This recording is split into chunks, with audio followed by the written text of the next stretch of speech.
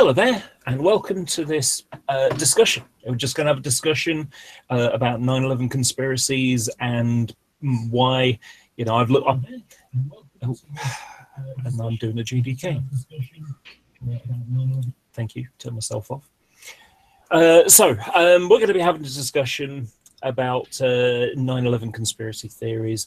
Personally, I've looked into many of these and I find them rather vacuous. And a lot of the time, it's not that people are stupid, it's just that they don't know things. You know, one of the things on the list that I put out there was video cameras. And for example, you see bits, you know, where you see the planes turning, you see a wing disappear, you know, in one frame or another. Things like that. This is how video cameras work. The plane couldn't see the contrast between the sky and the wing, and so it didn't put it in. And then in the next frame, it's there.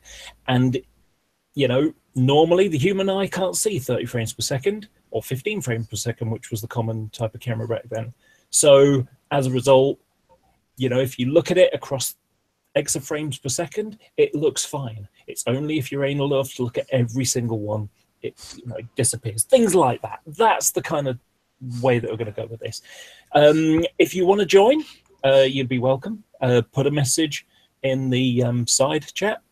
I'm trying. I don't want it to get the hangout to get sniped or anything, so I'll hopefully be able to get the message out to you, and we'll see what happens. But so for now, we got Midnight sort of here at the moment, isn't responding. We've got Sean G and we've got Tom Stano. So how are you doing tonight? Okay. Oh, good. Thanks for having me. Oh, you're quite welcome. So I haven't really got a plan other than we'll just talk and see what comes out. Sounds good.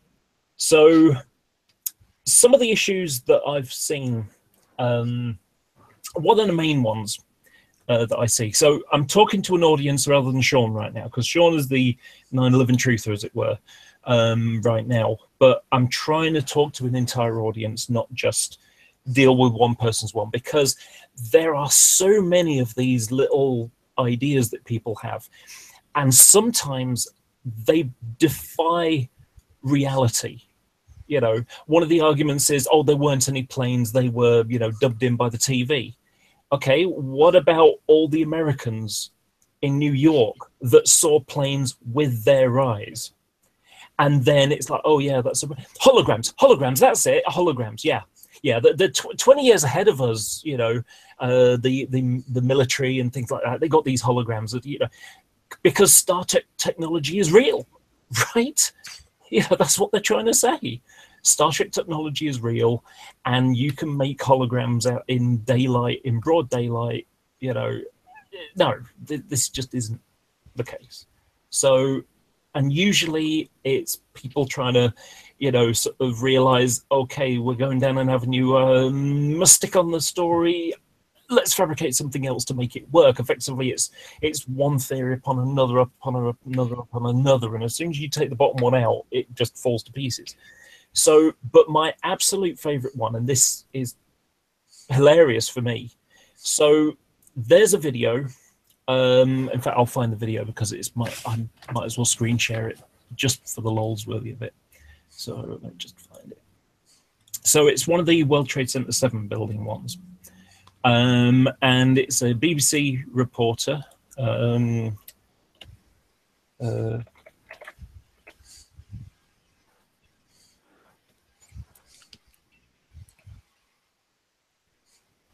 we go.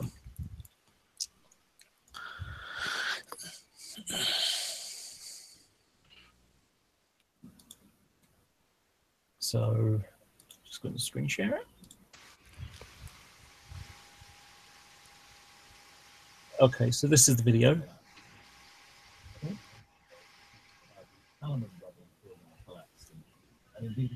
So, building's now collapsed.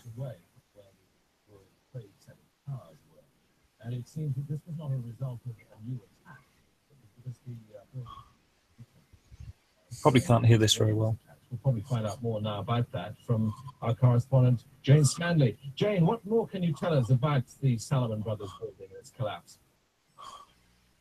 Well, only really what you already know. Details are very, very sketchy. There's almost a sense down. Now, there's something important there. Did you hear what she said? Details are very, very sketchy. Details are sketchy is press talk for, we've got an unconfirmed story, we're trying to get the information on it. That's basically all that is. Town in New York, behind me, down by the World Trade Centers, of just an area completely closed off as the rescue workers try to do their job. But this isn't the first building that has suffered as a result. We know that part of the Marriott Hotel next to the World Trade Center also collapsed as a result of this huge amount of falling debris from 110 floors of the two twin towers of the World Trade Center. As you can see behind me, the Trade Center appears to be... And there's World Trade Center 7 right there. Now, the thing about it is that there was a screw-up. That Reuters news agents, so they've got these news agencies, and what happens is you can't have a reporter everywhere in the world from, you know, so you work in London, or if you're in New York office or whatever, they're not going to have some, you know, a reporter in Bumsville, Idaho, you know, or out in the middle of Africa somewhere. What you'll have is local press who go out there, and then they feed it on to these press agencies, so Associated Press or whatever. And so what happens is they get fed out on the wire, as it's called. And, you know, if it's a big enough story, then, you know, 6 hours, 10 hours the next day, you'll have all the reporters from all over the world going to a location and saying, this is what's happening there in front of a microphone. When we had that bombing in Manchester a couple of months ago, it's the same thing. We had people from Australia, from Russia, Germany, all over Europe, America. People came from all over the world because it was a big thing, and, you know, Manchester's a well-known city. So what happens is, there she is, and the building's over her shoulder. And someone made a video saying that the reason why the BBC announced it early was because of the clock change. And I left a message under that video saying, bit of a problem, the clock's changed in October, not September. And so, and bear in mind, this is over 3 days of tapping away. You type something away, you get a response the next day when you get up. So the next day, I've got a response basically affirming the same thing, clock change. And I was snarky with them. I said, it's a nice conspiracy with only two problems. One, the clocks change in October. And two, the clocks change in October. Now, I know that strictly speaking, there's only one problem, but I thought it was such a big problem it was worth mentioning twice. The following day, they changed the story. So the reason why the BBC announced it 1 hour early was because they were using European time, and they got it wrong. So, you know, the BBC at 0 hours GMT are going to use European time at +1 hours to talk to their New York office at -5 hours in a room full of clocks. It makes no sense. And not only that, back on you know, the September the 11th, 2001, the clocks changed the same day. It's not like today where, you know, this week it's 3 o'clock in the morning, or 3:40 in the morning now. And the Americans are a bit near, I think it is. We change up, our clocks go back this week and theirs go back next week. So that's where there's a contrast. But effectively, the clocks changed on the same day, and, you know, it'd be somewhere over at Greenland at like 3 in the morning, you know. But either way, it wouldn't make a difference because the clocks change in October.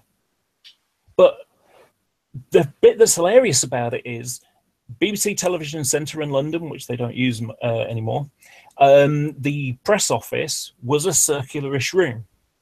And all the way around it, they had clocks. So if you want to know what time it is in Delhi, you look over your shoulder and you see what time it is in Delhi. If you want to know what time it is in LA, you look over there and you see what time it is in LA and New York and, you know, Australia and et cetera, et cetera. So you can work out what time everything is and, you know, obviously try and get the people in the right places at the right time.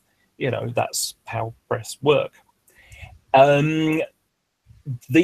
But what happened in this case was that was a screw up. It was a busy day, and there was a lot of news flying all over the place, and contrasting things, conflicting things. I mean, at one point, the press talked about 20 aircraft had been hijacked, and that was just because there were aircraft that hadn't responded to radio calls, and so they were on the suspect list until they did respond to them. At which point they were told to land wherever it was they were told to land. So those are the kind of ideas, and you know, it's amazing how much people will twist things in order to make them work. But I've talked too much already. So are you there, Chris? Steve? Sean, sorry. Yes, I'm here. So what's an example of one of the problems that you have? Most of the problems that I have is mainly what happened before the actual planes hit, days before, months before, and after. And what we found out after, days after the terror attack. I clearly understand that it was a terror attack. We do know, regardless of where they were from, we do know it was a terrorist attack, and it was, you know, they were from the Middle East, and that they're go for terror. I completely understand that. I almost think it's irrelevant why the different ideas of why the towers fell. The main reason, the main factor of it all is it was terror. It was a terror attack, and that's all there is to it. And my view of it is the acknowledgement of it happening and what we could have done to stop it. Okay. So your conspiracy idea is more they allowed them to do it. Yes. Okay. My reason for thinking that's not the case is there's a number of parts. Because the first, we'll go from the start, which is, obviously they were plotting something. They were trying to get in planes, and they were trying to go through flight school and kind of sucking at it. And there were reports showing that, there were local, the train, the flight school guys, had reported to the police or the FBI, and it hadn't been acted on. The problem is that in hindsight, hindsight is 2020, and there's a couple of factors on this. The first one is effectively you've got a jigsaw puzzle without a picture, and you don't even know if these are pieces of a puzzle. So, and only afterwards, when you've got the picture idea of what's going on, you suddenly say, well, that piece there is a piece and that fits there. And this piece there, well, that's nothing. That piece there, that's a piece and that goes there.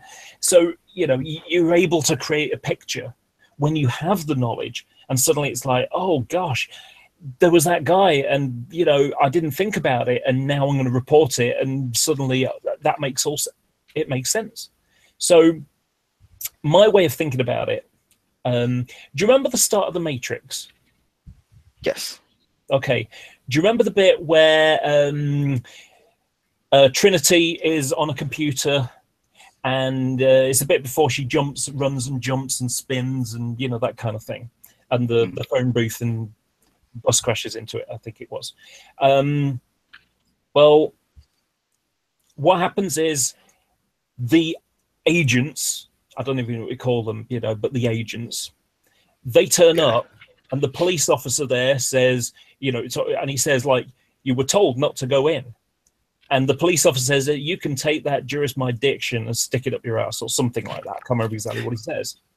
And this is one of the problems that America had. I've been to New York. I've got photos out of the airplane window of the World Trade Center when it was still up. I was actually flying out there 6 weeks after it happened, worried that I've only got 45 minutes transition between one plane to another.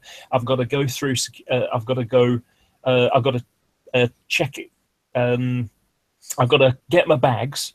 I've got to go through immigration, get my bags, and check in again to get on another plane. But anyway, so you've got these different agencies, and they don't like to talk to each other. I've been to New York. And what I would do is I'd fly into Newark Airport in New Jersey, and then I would go to the O'Connor Lodge. And in that area, you have at least half a dozen police agencies around there. You've got the New Jersey State Police, you've got the New York State Police, you've got the FBI, you've got the NYPD, you've got the Port Authority, you've got the Elizabeth Police, and all the other towns around it as well. So you've got all of them, and they've all got their own jurisdiction, and they don't like talking to each other. You've seen it in movies and TV shows and things like that. You know, this happens all the time. You know, they're protective of their little bit of, you know, turf. Yeah. And they fight over it, and they don't want to give information. And so effectively, when you've got that atmosphere, people slip through the holes. They slip through the gaps. So that's the reason why I don't find that very appealing. What do you think to that? No, I completely agree. It's a battle for who's gonna get the big catch, basically. Who's gonna take the credit for the win. I completely understand that. Do you think there's also you know, guy at flight school you know, contacts the police, who maybe contact the FBI, or he contacts the FBI, and he writes out a report and it sits in an outbox and it gets forgotten, or people don't understand, you know, they don't see an issue with it. It's, you know, it's just, yeah, someone's made a report of some Middle Eastern guy who he seems to be a really bad pilot. Yeah, I think it's even for that, it's exactly like you're saying. You can't, you find a guy who maybe could have something to do with an organization, a terror organization. You don't want to jump at him, because then, you know, you could foul it all up and almost, you know, they'll go to plan B and you'll be completely off base. So I completely understand them not jumping at that aspect of it. Jumping the gun. At that point, you know, you get a report, and I think that's most likely when, at best, you would maybe start getting an investigation, maybe a few guys tailing him or something. But even that isn't going to give you they're going to take some planes and fly them into the tower. So I completely understand that's almost just one ingredient of 100 ingredients that they would even need to put pieces together. Yeah. One of the other ones, I think in the discussion we had about it, you know, because it was in the G+ thread, I think the other one was about the planes flying off, you know, not enough fighter coverage, effectively. Oh, you mean as they hit and whatnot? Yeah. Okay. Like I said, I don't have the biggest understanding of how planes maneuver. I mean, there are a few issues that I would have. I can't say that those are those are my points, and I'm done with my discussion, because that proves everything. I do have a issue with the fact that the plane made it through the building. Right. Okay. So it made contact, and you can clearly see nose out the other side. I'm actually for Tower 2. My father actually did surveying for Tower 2, so he has a very good understanding of how the towers were built. To have done that, like I said, there probably wasn't perfect trained cameras on that exact specific spot, but there to be a two-frame structured building, it's hard to grasp, I guess, how it would make it all the way through. But then again, like I said, I don't know what the framing of that plane would be made of to hold it that way, because I do know, a small plane, it's a bird. I know an airliner is a completely different animal when it comes to that. Right. I've got Tony, so you want me to take that? Yeah, sure. Okay, you're right. But we're talking airplane. We're talking about I guess in the weight. I think the weight's about 200,000 pound object. If accelerated to about 500 knots,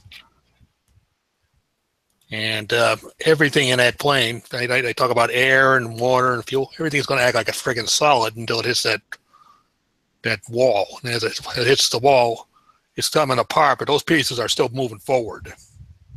So not enough time to break apart completely. Or by the time I saw it, it's still go in different direction.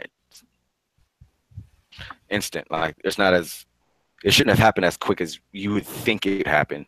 Basically, right? Are you referring to the one video they show where it looks like its nose is coming back out of the? Yeah. Okay, that one. It looks like smoke. It looks like some smoke. Effectively, it's an impact. It's the smoke that's come out at the end, and it happens to be in that kind of shape. When you see it from the other side, it doesn't look like the nose of a plane, but you do see the shape of the smoke still. Okay, I can understand that. I can understand what you're saying. Again, like I said, I don't base that on my reasoning because I don't know enough about planes, and I definitely don't know enough about construct the framing of a plane to know that the impact explode forward as much as it would. I don't have that type of experience, so for me to use that is kind of a thing. But it is, those are the questions I have though, because I don't know. Right. Okay. Well, there's an important thing to realize here, and that is that planes, yes, it's true they're made of aluminum, you'll call it, but when you get a plane, effectively it's a tube, and a tube form in this direction is its strongest form. It's like an egg. You can't crush it, in its longitudinal length. It is, I'll give you an example. A Coke can, just a regular soda can?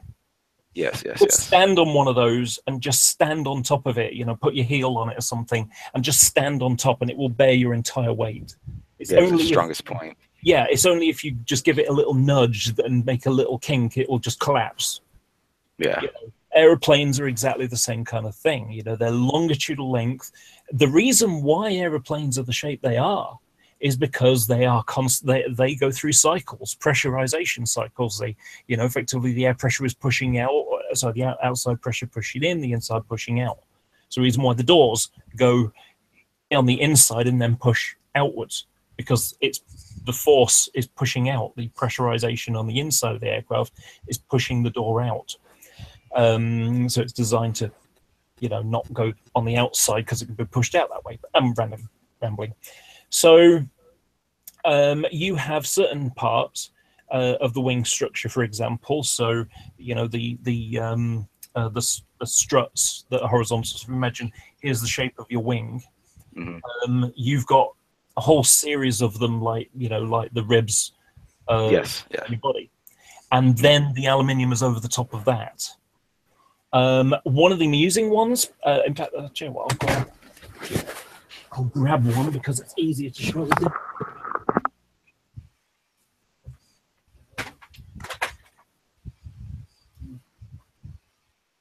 How about to add, the wings are also full of a liquid. Yeah. It kind of gives it a little bit more strength behind it. It will act like a solid. As in where the points where they connect, where they meet to the body, does the frame of the wing go inside the plane, or is it yes, it goes inside the plane. The strut, the lift from the struts transfers to the rest of the fuselage. Okay, so that's what makes it a one piece rather than the two wings just hanging out. Okay. Pretty much. Across the section here, they've got it's called a box section, the wing box it's called, and it's effectively a large steel section where it's designed to all slot together. But one of the amusing truth claims is that there was a missile underneath.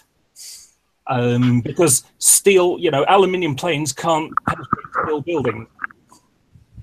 It's strange how they seem to think it was made out of solid steel. It wasn't. It was, I don't know if you've ever seen the construction of it. Of the tower, yeah, the towers.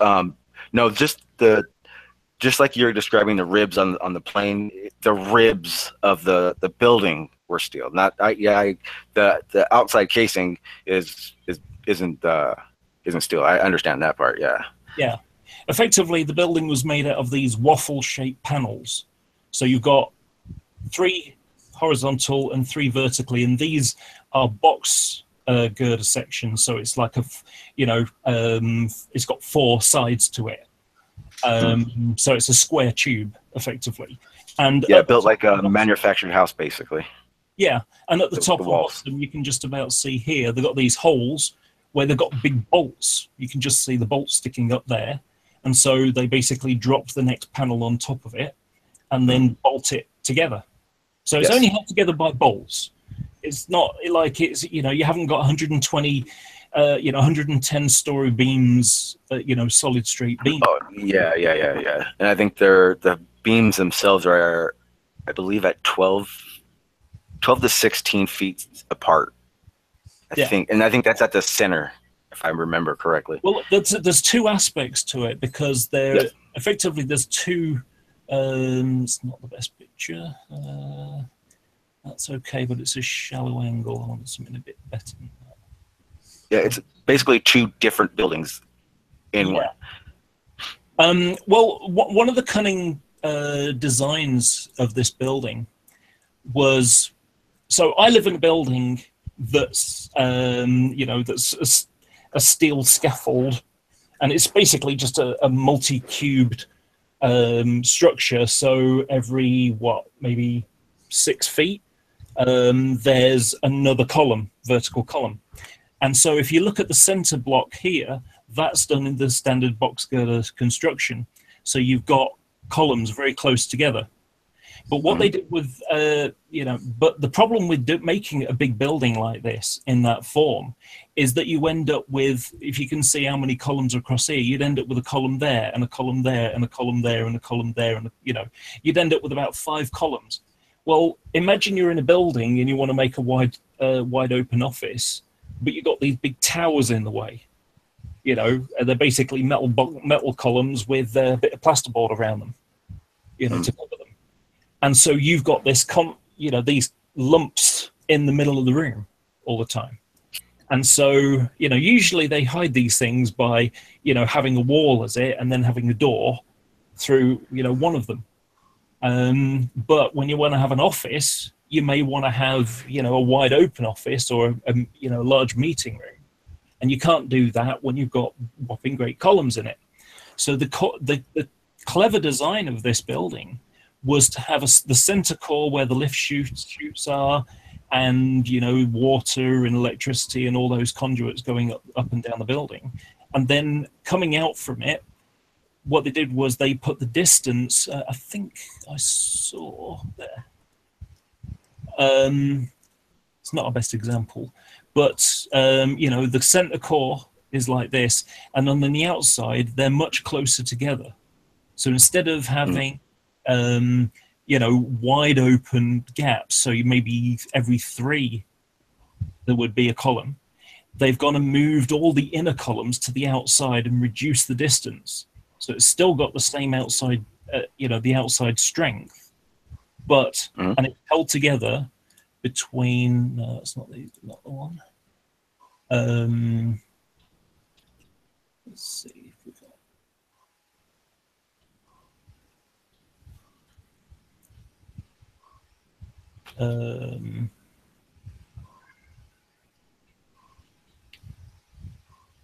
It used to be so much easier before they built a new building. That's not too bad. So what you've got is you've got sort of L-shaped brackets on the sides, on one side and then the other, and then you've got it's basically some sort of some zigzag pair of beams with zigzags on them, and then they lay corrugated iron on top, and then they pour concrete on it. Yeah. So it's very simple, really.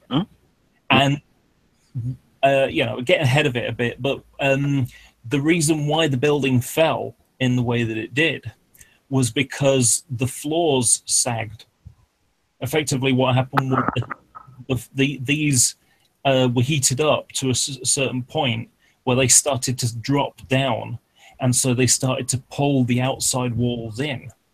And when the first building to fall, World Trade Center 7, falls, you can see it's bowed right in. Let's see if we can find it.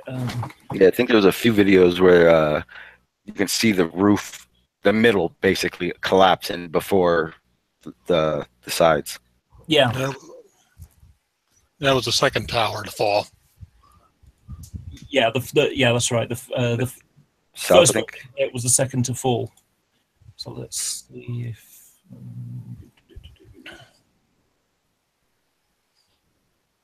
Okay, I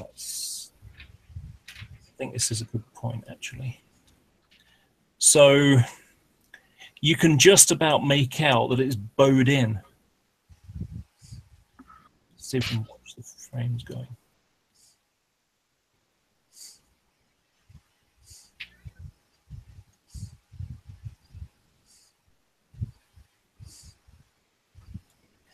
It's a bit early there.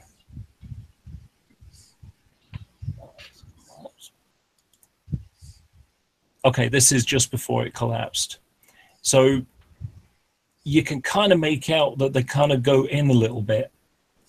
It's a bit like I said with the soda can. You know, you put a kink in it and it makes it weaker. But this area here, you can see this stuff falling out. People say it's molten steel. It's not. It's probably almost certainly aluminium. You know, and people will say, "Oh, the color was wrong." No, the color of aluminium. You look at a foundry, and where they're doing aluminium, same color.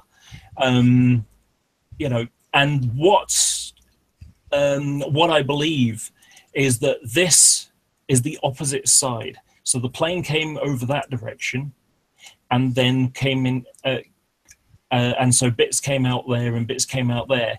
But this area here is effectively where the debris of the plane is. So it's all resting up against this.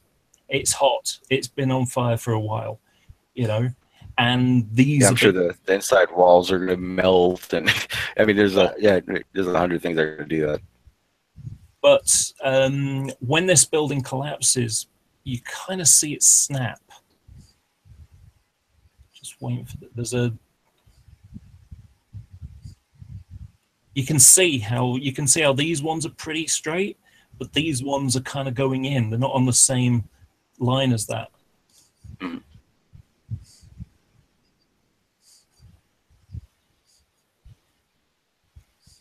This is horrible to watch.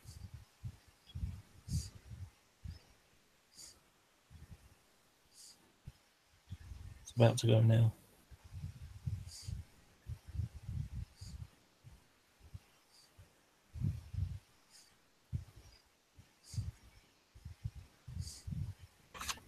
There you go. Can you see how it's folding in? Yeah.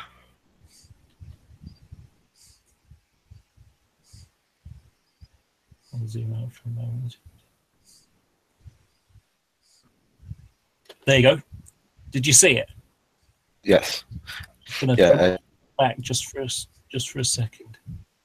You just watch it pinch in. There you go. It just pinches in.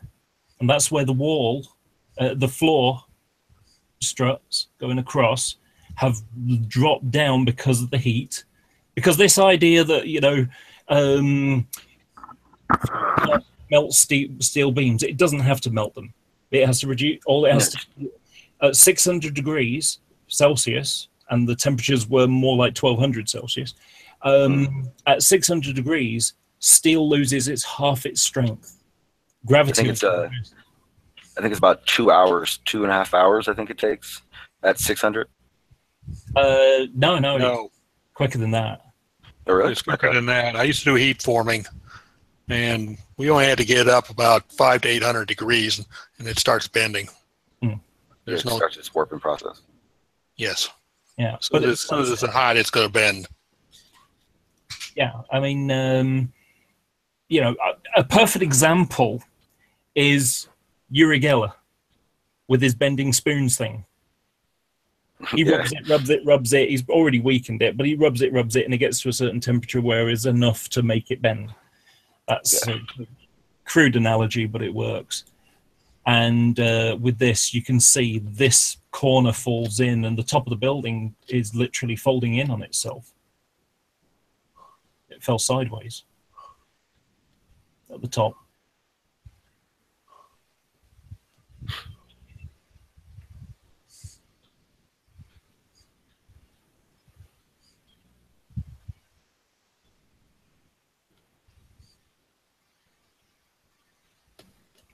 But you know,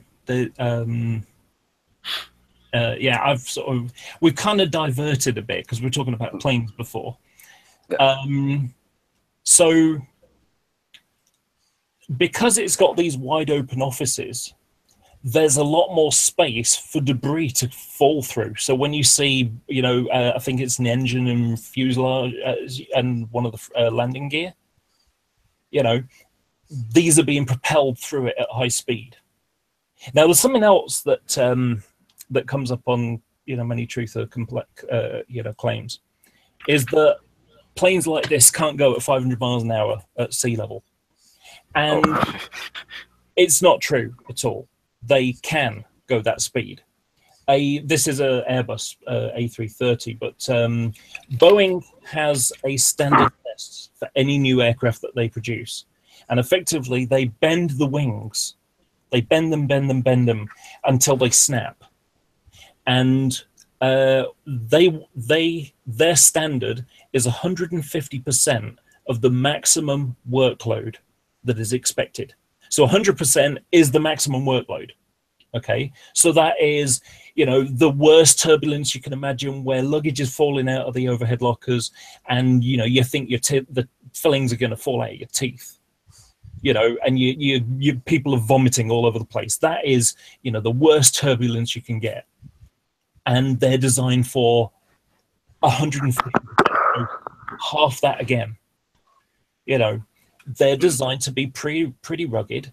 But the other thing is that when people say they can't, it's not like that at all. Because what they do is they look at you know, the manuals, and they say, well, what the speed is supposed to be. The problem is that the speeds are based upon longevity.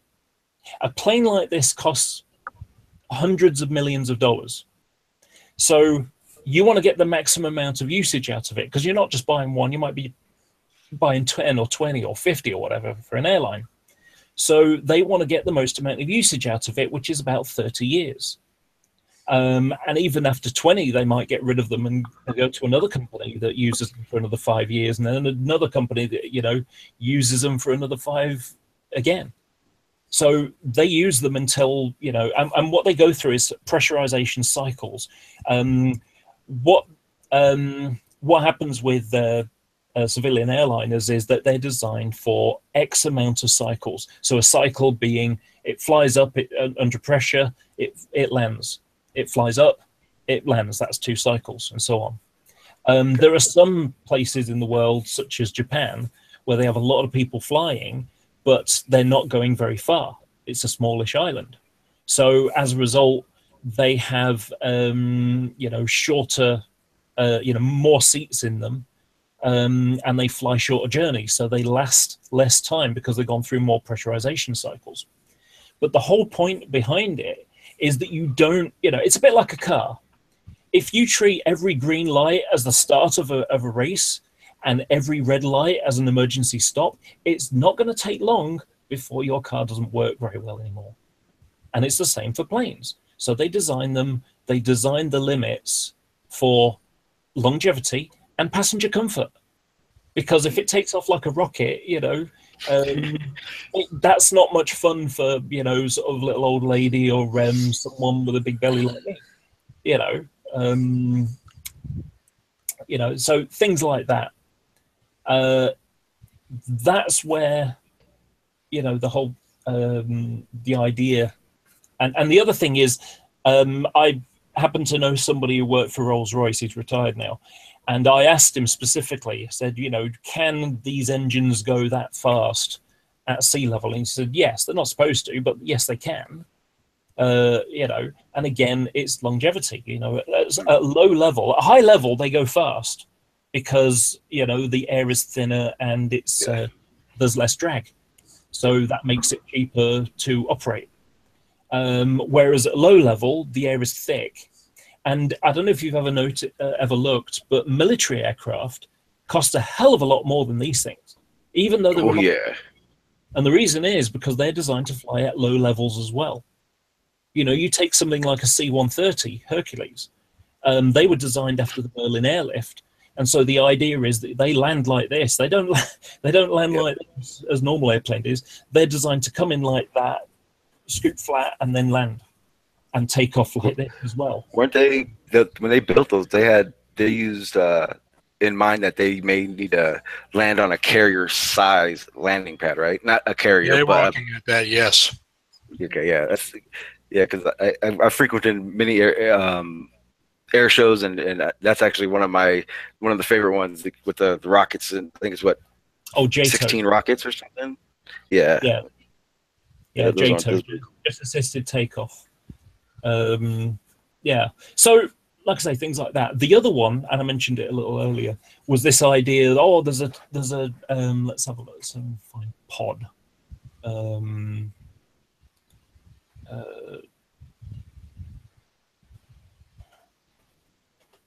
I think they thought there was a pod mounted on the bottom of the fuselage. Yeah. So good luck for that one. Let me go for this one because I find this one comical. There's a factor that they miss. There's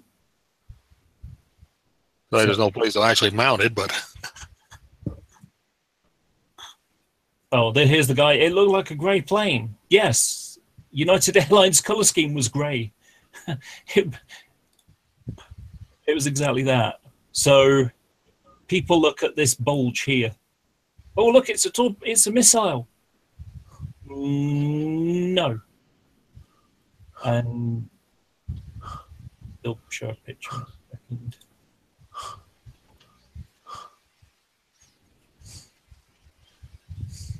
And they're basically looking at that lump sticking at the bottom.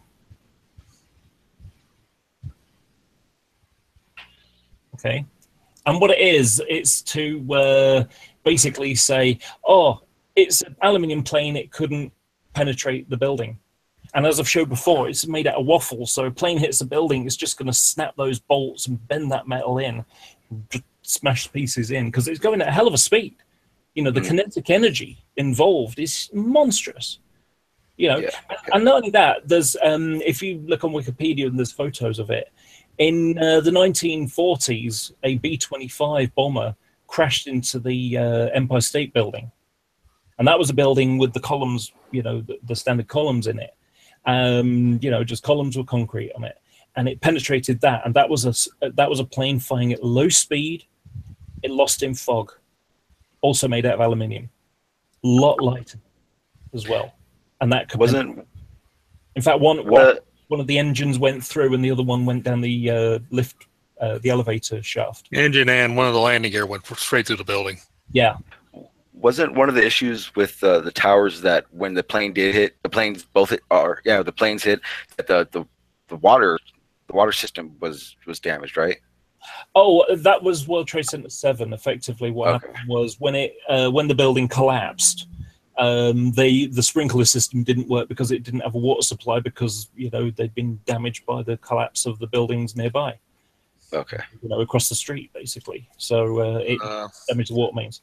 I believe the towers actually they had water below the impact zones, but obviously anything above the impact zones were cut off. Oh right, okay. I think it's okay.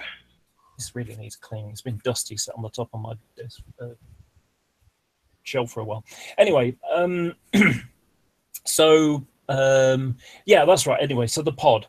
Now the thing about it is, planes like these, they got these lumps sticking out the side here. It's where the fuselage goes. But the amusing thing about it is that that's where the wheels go. So if there was a missile underneath, how did they get the wheels up? It's a really simple concept, But really, it's quite simple. And the problem is that they show, if you've seen that loose change video, they showed a really deceptive photo because it's a white plane on a different angle and you can't really see those bulges. And I'm just trying to get it to start because I'm into planes in quite a big way. Come on.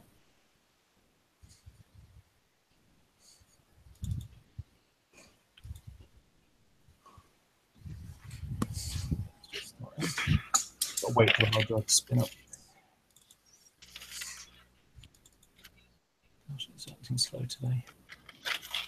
Yeah, I think, and plus a lot of the issue with, not for me so much, because I kind of understand that I don't really know much about for one, the plane, and then, the contact of the plane into the buildings, how any of that would work under those circumstances. I think a lot of people aren't willing to understand. They need to learn about it first, I guess, before they spit it out. I do have a lot of questions like that, but like I said, it's those aren't the points that I want to say is the reason for my feelings. But I mean, so I may have a lot of questions about the situation, but I don't want them to come across as my reason. No, that's fine. I mean, like I say, I'm really talking to an audience here for other people. Yeah. I also wanted to say for that too, because I don't want it to make it seem like I'm just sitting back, letting my feelings not be said. But the reason is because I have a lot of questions and I want to hear the reasons. The reasons I don't know. Yeah. I mean, this is what I'm trying to illustrate for you. Just ideas. So if you come across these, it's like, I've learned about this one. That's just really silly. But this is exactly the same type of plane in the same color scheme with the same gray bands underneath, and you can see there's a bulge where the undercarriage goes. You can see there's the undercarriage coming down or going up probably. And of course, when they say it was a big gray plane, yes, it was a big gray plane. It's gray on the top and it's got gray wings and it's got a gray tail, tail planes, and the rudder's blue and bits on the underside are blue, but it is generally a big gray plane. Especially at 5+ 100 miles an hour. Yeah, I mean, effectively you've got, I mean, if you've seen the video, this thing came rocketing out of nowhere and suddenly, like, woof, going flying over the heads. And the guy that said, oh, it was a big gray plane, it was a military plane, and that's actually another factor. So the US Air Force have got something called the KC-46. It's the new tanker to replace the KC-135s that they've been using for, since the 1960s, which is Boeing 707 based. But there weren't any military 767s at the time. There were actually, that's not quite true. There were 5. The Japanese had East Asia, Japanese. So the Japanese had 4, and there's this thing that kind of sticks out about them. The big massive radome on top. And these airplanes exist today. And then, but the US Air Force, I think it was, had one. And it was the prototype 767. And, there's a funny little factor about it that kind of sticks out. Again, it's got a huge, massive hump on the back. And it existed until 2007. There's a picture of it, I think, in the boneyard somewhere. There you go. So it existed until, I think it was 2007. And that was the only military one in the US. Because all the 767 airliners, 777, 737s, they're all built at Boeing Field up in Everett in Washington State. They're all built there. And you can't just go and, because the jigs to build them are all there. So that's where you build it. And every day there's a tour around the factory.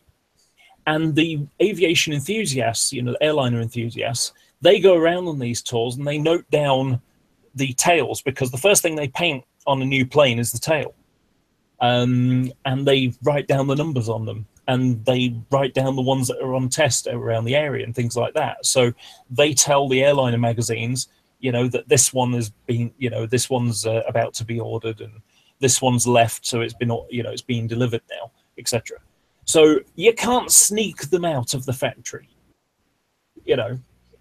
So the idea of remote controlled planes that, that they fitted, remote control stuff on them, even that doesn't work, because prior to then they weren't really making 767 so much at the time. They'd moved on to 777s primarily, larger and cheaper to operate. And the 767 is a rather old-fashioned plane. It has hydraulics, and so when the guy pulls the control levers, it's going to cables and pulleys, and it's then got hydraulics, and it's got some servo assistance, which is kind of like power steering in a car, so that he can pull, and he's not pulling the entire mechanism of the tail or the rudder or whatever, or the ailerons. He's got the assistance that provides more power for him. Because could you imagine how much pressure it would take to pull the tail backwards and forwards on a plane that big? It would be colossal. So, when they take an old jet fighter and they turn it into a target drone for literal remote control, so a QF-16 or QF-106 or QF-4 Phantom, Q being remote controlled. When they take one of those planes, they have to strip it down and rebuild it effectively. They have to, alter all the insides so it can be fitted remote control. That takes them 6 months to do that. I had a question about that. And the planes were in service the day before. What about when they came out with the off the top of my head, I don't remember. The flight terminus system. When did they start putting those in planes? The flight what system? The flight. As far as what I've read up on it, and I know they've only I think the past 3-4 years have actually started using them in like the NASA's equipment. It's the flight terminate system. I don't know what that. So not by that name. It's well, that's what I got it under. It's describe what it does. Flight. Just describe what it does. In a situation of as what I read, as a malfunction happens and the pilot isn't able to use the controls, it's able to shut the manual controls off and be controlled off a different site. No such animal. No such animal. I'm not saying that had anything to do with it, but I can tell you now there 100% is. NASA, who makes it? Oh, I think I know what you're talking about. Yeah, they're trying to effectively. It's not what you're talking about. Effectively, what it is, it's a precise navigational aid, so that they can tell better where they are. So that if it's foggy and they can't see, and they can't really land it manually, then it's more precise on where it is. So it can be guided in by ground control. So they can say, you need to turn X degrees and things like that. They effectively, it's a bit like GPS, but it's adding some extra ones in the decimal point. I found the because I pulled it off and I put it in my little note slide on the computer. It's the flight termination system. FTS is a fully redundant turnkey range safety and test system for remote control and flight termination of airborne test vehicles. The FTC consists of a SPC's command transmitter system and custom control interface and monitoring subsystem. So it would be fitted to civilian aircraft? Civilian, yes, civilian aircraft, and I know NASA was using it before them. I know they had it in. They were starting to put them in most of their crafts going to ISS. That those have them in them. And that, I mean, as far as I know, that system was going in 2000.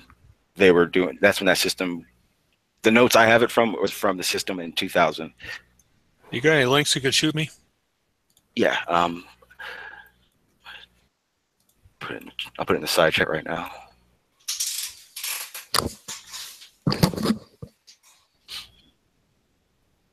This is the one I just read from.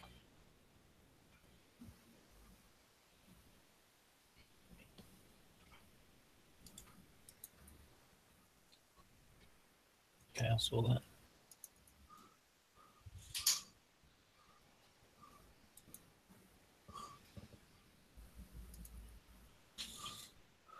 I'm having my own computer problems at the moment. Let me.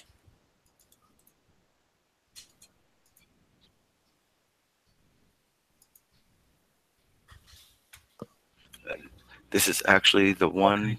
This is thing. Some Right. launch systems using flight termination for range safety, and those in the RSO can remotely command the vehicle to self-destruct to prevent it from traveling outside prescribed safety zone. I don't think they would fit something like that to a civilian aircraft. Like a range safety package on a missile. Yeah. That's the one I went. Where is it? I'll try to find one.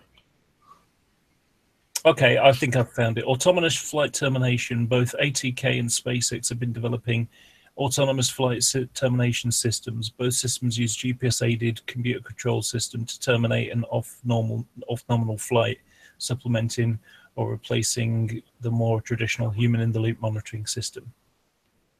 ATK's autonomous flight system made its debut on the 19th of November 2013 at NASA's Wallops flight facility.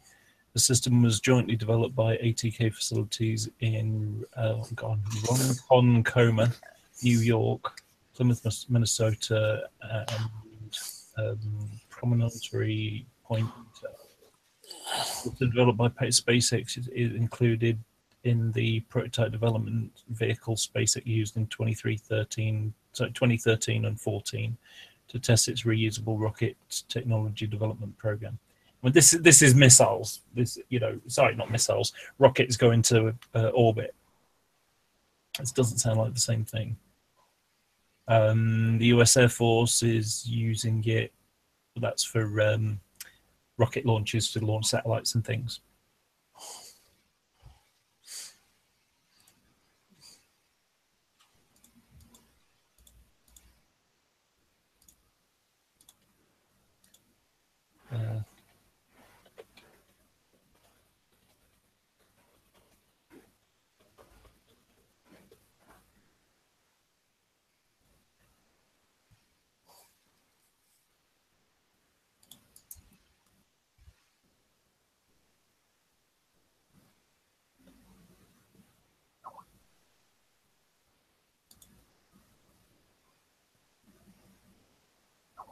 Yes, they would never install this on a commercial aircraft, or for that matter, a manned aircraft.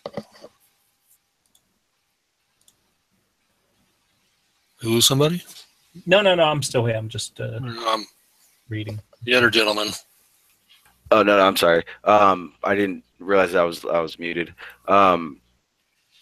No, the links that I'm looking at now, I'm trying to just find one that's that actually has a better description in it. But they are I don't know if they're planning or how long they've been doing it, but they are putting them in commercial airlines.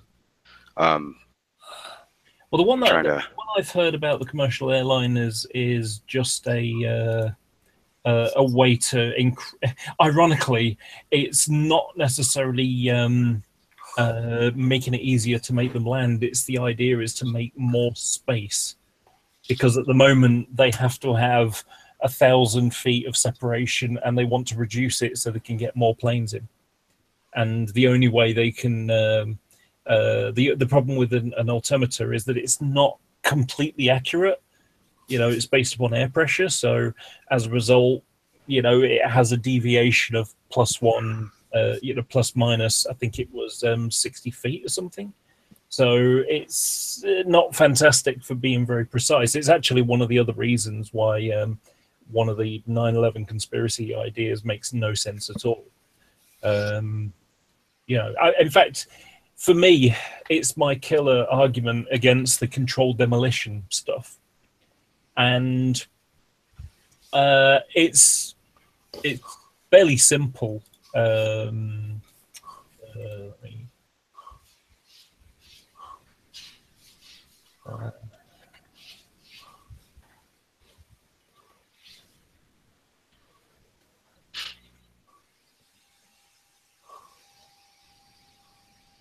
So when you look at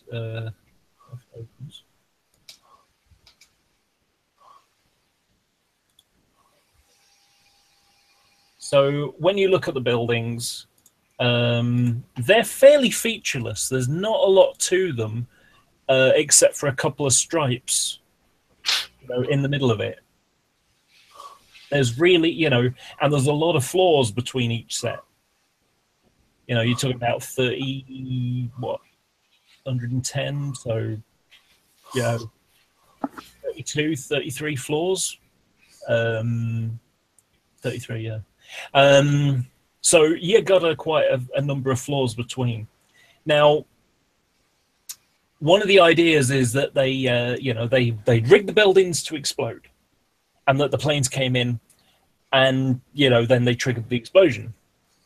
There's a big problem with that, though, because, and it really comes down to a simple question, which is, well, why use planes then?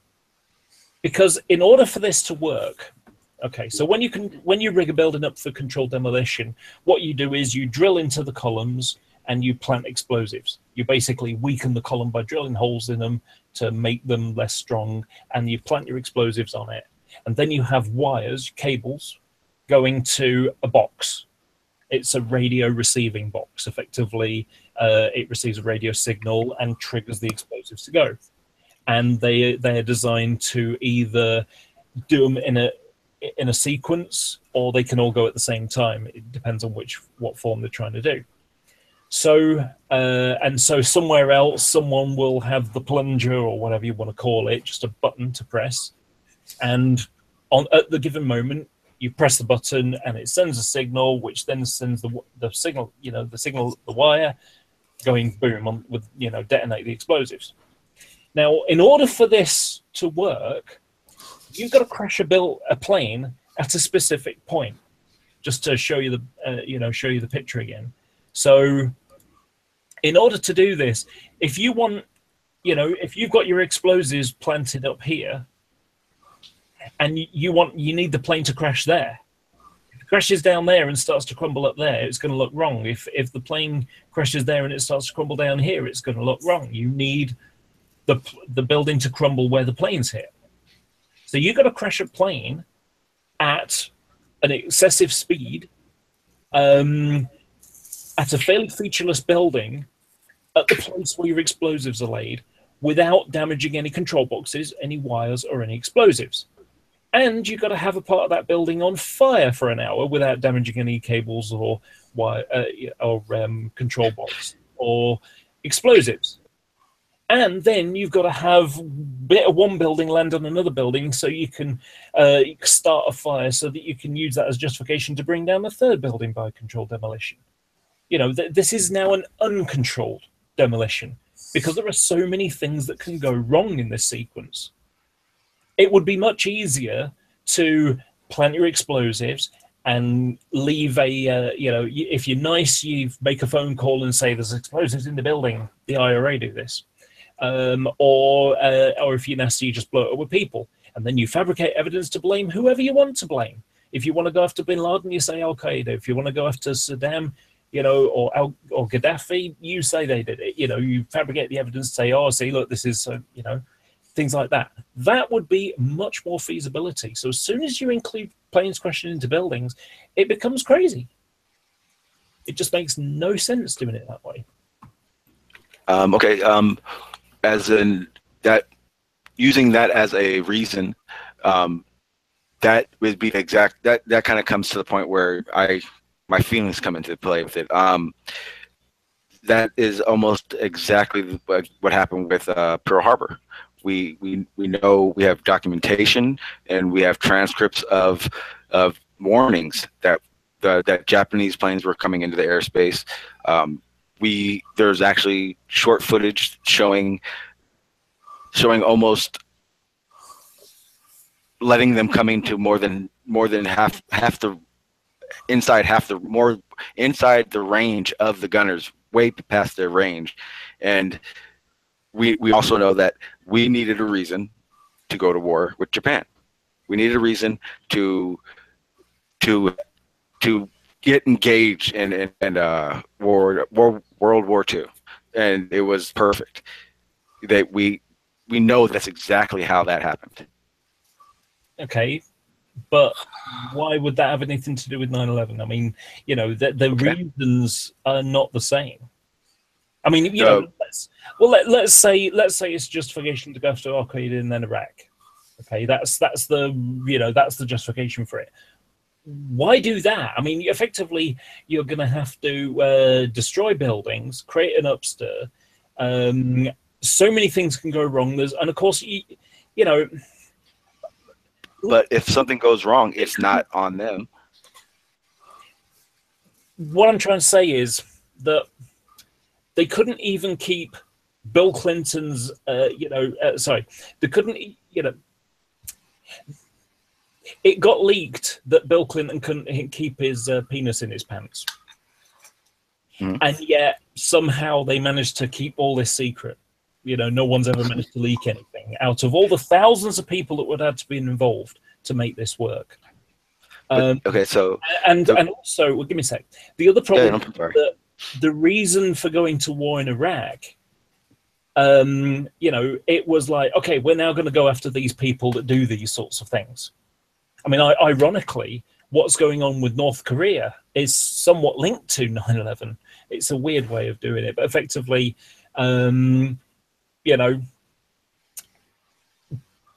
George Bush makes his Axis of Evil speech, and Saddam tries to fight it. He fails. He dies. Libya, Gaddafi decides he's going to play ball because being on that list isn't very healthy for people in the long run, and he's not a very strong nation, certainly compared to Iraq. So he decides to play ball and get people to come and buy the oil and get rid of sanctions and things like that. And then he looks weak internally, and then the Arab Spring kicks off, and he ends up dead. With a little civil war going on, which is still partially going on. And so for North Korea, it's like, neither of these people are doing very well. I know I'll get nuclear weapons because that means I've got a nuclear deterrent. They won't touch me then. Because they're another. But the issue with that is that we know North Korea's had nuclear technology. We know they've been advancing it. The difference with that is we have been trying to catch Saddam with weapons of mass destruction. Even when we were saying that wanted to go investigate, we have documents saying that we have documents from Iraq and its government officials saying, hey, come and investigate. And between 9/11 and within 2 years of that, there was no response from our government to go and inspect these things. We had plans. We have documentation plans of going to trying to figure out a reason to go to war with Iraq. We know that Saddam was actually against Al-Qaeda. He was completely against terrorism because he thought as terrorism as a threat to his regime. Well, I mean, the sad thing about it is my country's intelligence service, the Americans were getting a lot of their intelligence off the British. Unfortunately, we were hoodwinked. Now, the thing you have to remember about the Iraq War is Saddam was playing poker. He was telling his neighbors, don't touch me because I got all these scary weapons. Because remember, Iran and Iraq had a war not that long ago. But see, you're right. He was saying that with Iran and all that, but the problem is that he was still giving us the invitation, or he was still giving the United States the invitation to inspect his facilities. Well, yeah, that's true. I mean, I was going on to that. So what happens is they send in the weapons inspectors, Hans Blix and his team, okay? And what happened was he was met by, generals and people in, these facilities, looks like a chemical facility, or it looks like some kind of weapons facility or something. They send in the weapon inspectors and they get told, no, you can't come in. He was stalling. He was effective, and so again, he's playing poker. On one side, he's saying to his neighbors, I've got all these scary weapons. To the west, he's saying, no, I haven't got these weapons at all. Do you know what year that was in when that was happening? Sorry? You know what year that was happening in when we were actually going to inspect? Yeah, that was happening in late 2001 into 2002. If I remember correctly, I think that was in '99. Well, I mean, maybe into 2000 a bit, but they, I don't remember that part. Well, see, these are the things that, like I was saying, those are the things that I was trying to say that I look into, to have those reasons. I mean, we can go all the way back to 1987, I think it was, when we started having these weapons of mass destruction and weapons with chemicals, biochemicals in them. So that was when everything started with Saddam. That was the problem we had. By that time, in the early 90s, mid 90s, we knew he was using bioweapons. That was basically Kuwait. That was a Kuwait war. That was the reason we were there in 97, 98, 99. And then into the Kuwait war was in 1991. No, I'm sorry. You're right. I was leaving school. That was going on. Yeah, gentlemen, we're getting a little off track here. Well, no, because this is the beginning of where we were discussing the controlled demolition and but at some point. But the thing is, at some point in this discussion, I have to be able to have my reason. I mean, we've also been streaming for over an hour, and if my point is the buildings, then I have to sit and not say anything. Yeah, that's fine. That's fine. Okay, you're right. Okay, I want to point out that you have to remember politicians and what politicians are like, and what people they've got. Greasing their hands with contracts and stuff like that. So is it? Is it Halliburton? I think they're called. One of these private security companies, or oil companies or whatever, and they got private security. And it's isn't it a weird coincidence how that contract went to a company that Dick Cheney, I think it was, had lots of yes. Exactly. He gets paid to rebuild. Yeah, I mean, think about it this way. Let's just put it down to yes. People will take a national tragedy and think, how can I make some money out of this? I don't have a problem with that. I don't think it's a part of a big conspiracy. It's a case of, okay, we're going to go into war. I mean, here's the thing. America got itself into trillions and trillions of debt to fight this war for a long time, including Afghanistan. Okay. If they wanted to just get rid of Saddam, or if they wanted to, if they wanted to make sure he didn't have any weapons, all they had to do was say, You make sure we know you've got no weapons, and we'll release sanctions on you. No, see, the problem with that is then Saddam was holding his cards because he had well, for one, he knew that if his regime wasn't there, the Middle East would become a power vac. It would just implode on itself. He had control of the mass oil transits.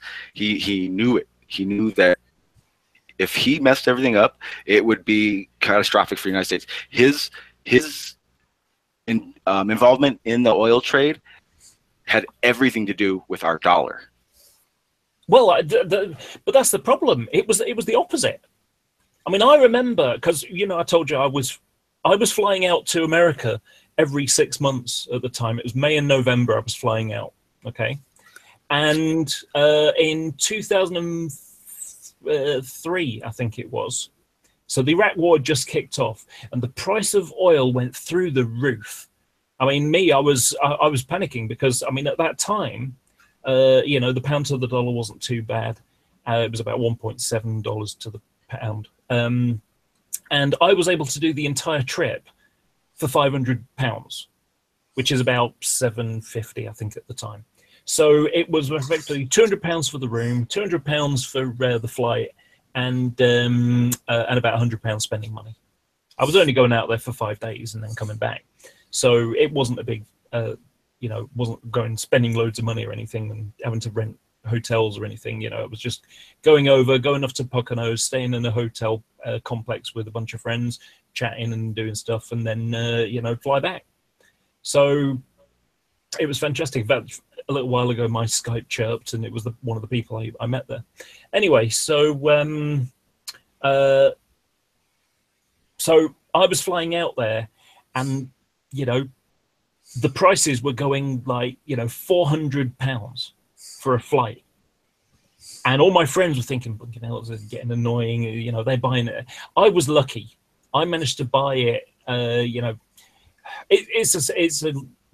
be a long-winded thing, but effectively, when you buy a flight, the way to get it cheap is, they effectively sell them in blocks, and the next block will be higher, and the next block will be higher, and so the price goes up.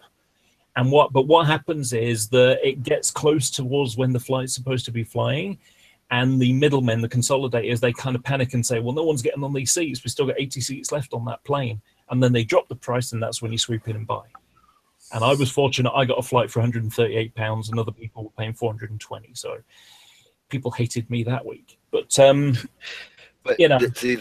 I mean is the price of oil going up is bad for economies. Exactly. And that's what he knew he had control over. Well, the problem is that starting a war made the price go up. Okay, but Saddam didn't care if the price went up. That was his whole point of everything. Release these sanctions or you guys will pay. He knew that the people around him didn't matter. He didn't care if they were working with the United States. It made no difference to him.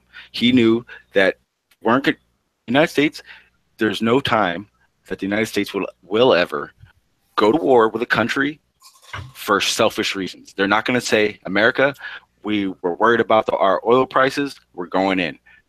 They're not going to do it. It's just not going to happen. Vietnam was for the people. That was their whole point. That's why there was so much rebellion against them. Huh? It was to stop the spread of communism. Exactly. For their whole basis, okay, but their basis was that the people are suppressed by this evil leader. We're going in to save them. And along with that, we don't want communism to spread. Now we're really getting off topic. Yeah. So we'll go back. So we've been before 9/11. We were constantly trying to either find out where his weapons facilities were, and yes, before 9/11. He was making it very difficult. That is when he was saying, yeah, come on in. You get there, and it happened to be a gas station almost, basically. That's how assaulting it was. And that was when the president and Cheney started drawing up papers, and that's why on December 10th, that's when the paper was laid out on his table of ways to go to war with Iraq. This is documented. You can go into the archives and you can find these things. So that's the biggest smoking gun of before it happened. Now, like I said, I didn't say that they hired people to get in the planes. I didn't say that they cut beams. All it takes to be a conspiracy is it for not to be how it seems. All it takes is we want to go to war with Iraq. This happens. It gives us a reason to. We do know for a fact now, and 2 occasions officially, that this is an option that our government is more than willing to do. That is Pearl Harbor. We have Operation Northwood. We had an issue with Cuba. Why not go just fight with Cuba? Why did they draw up the plans? Why is Operation Northwood Operation Northwood if this idea is so far-fetched? Well, the whole thing with Cuba in the end was that they made an agreement.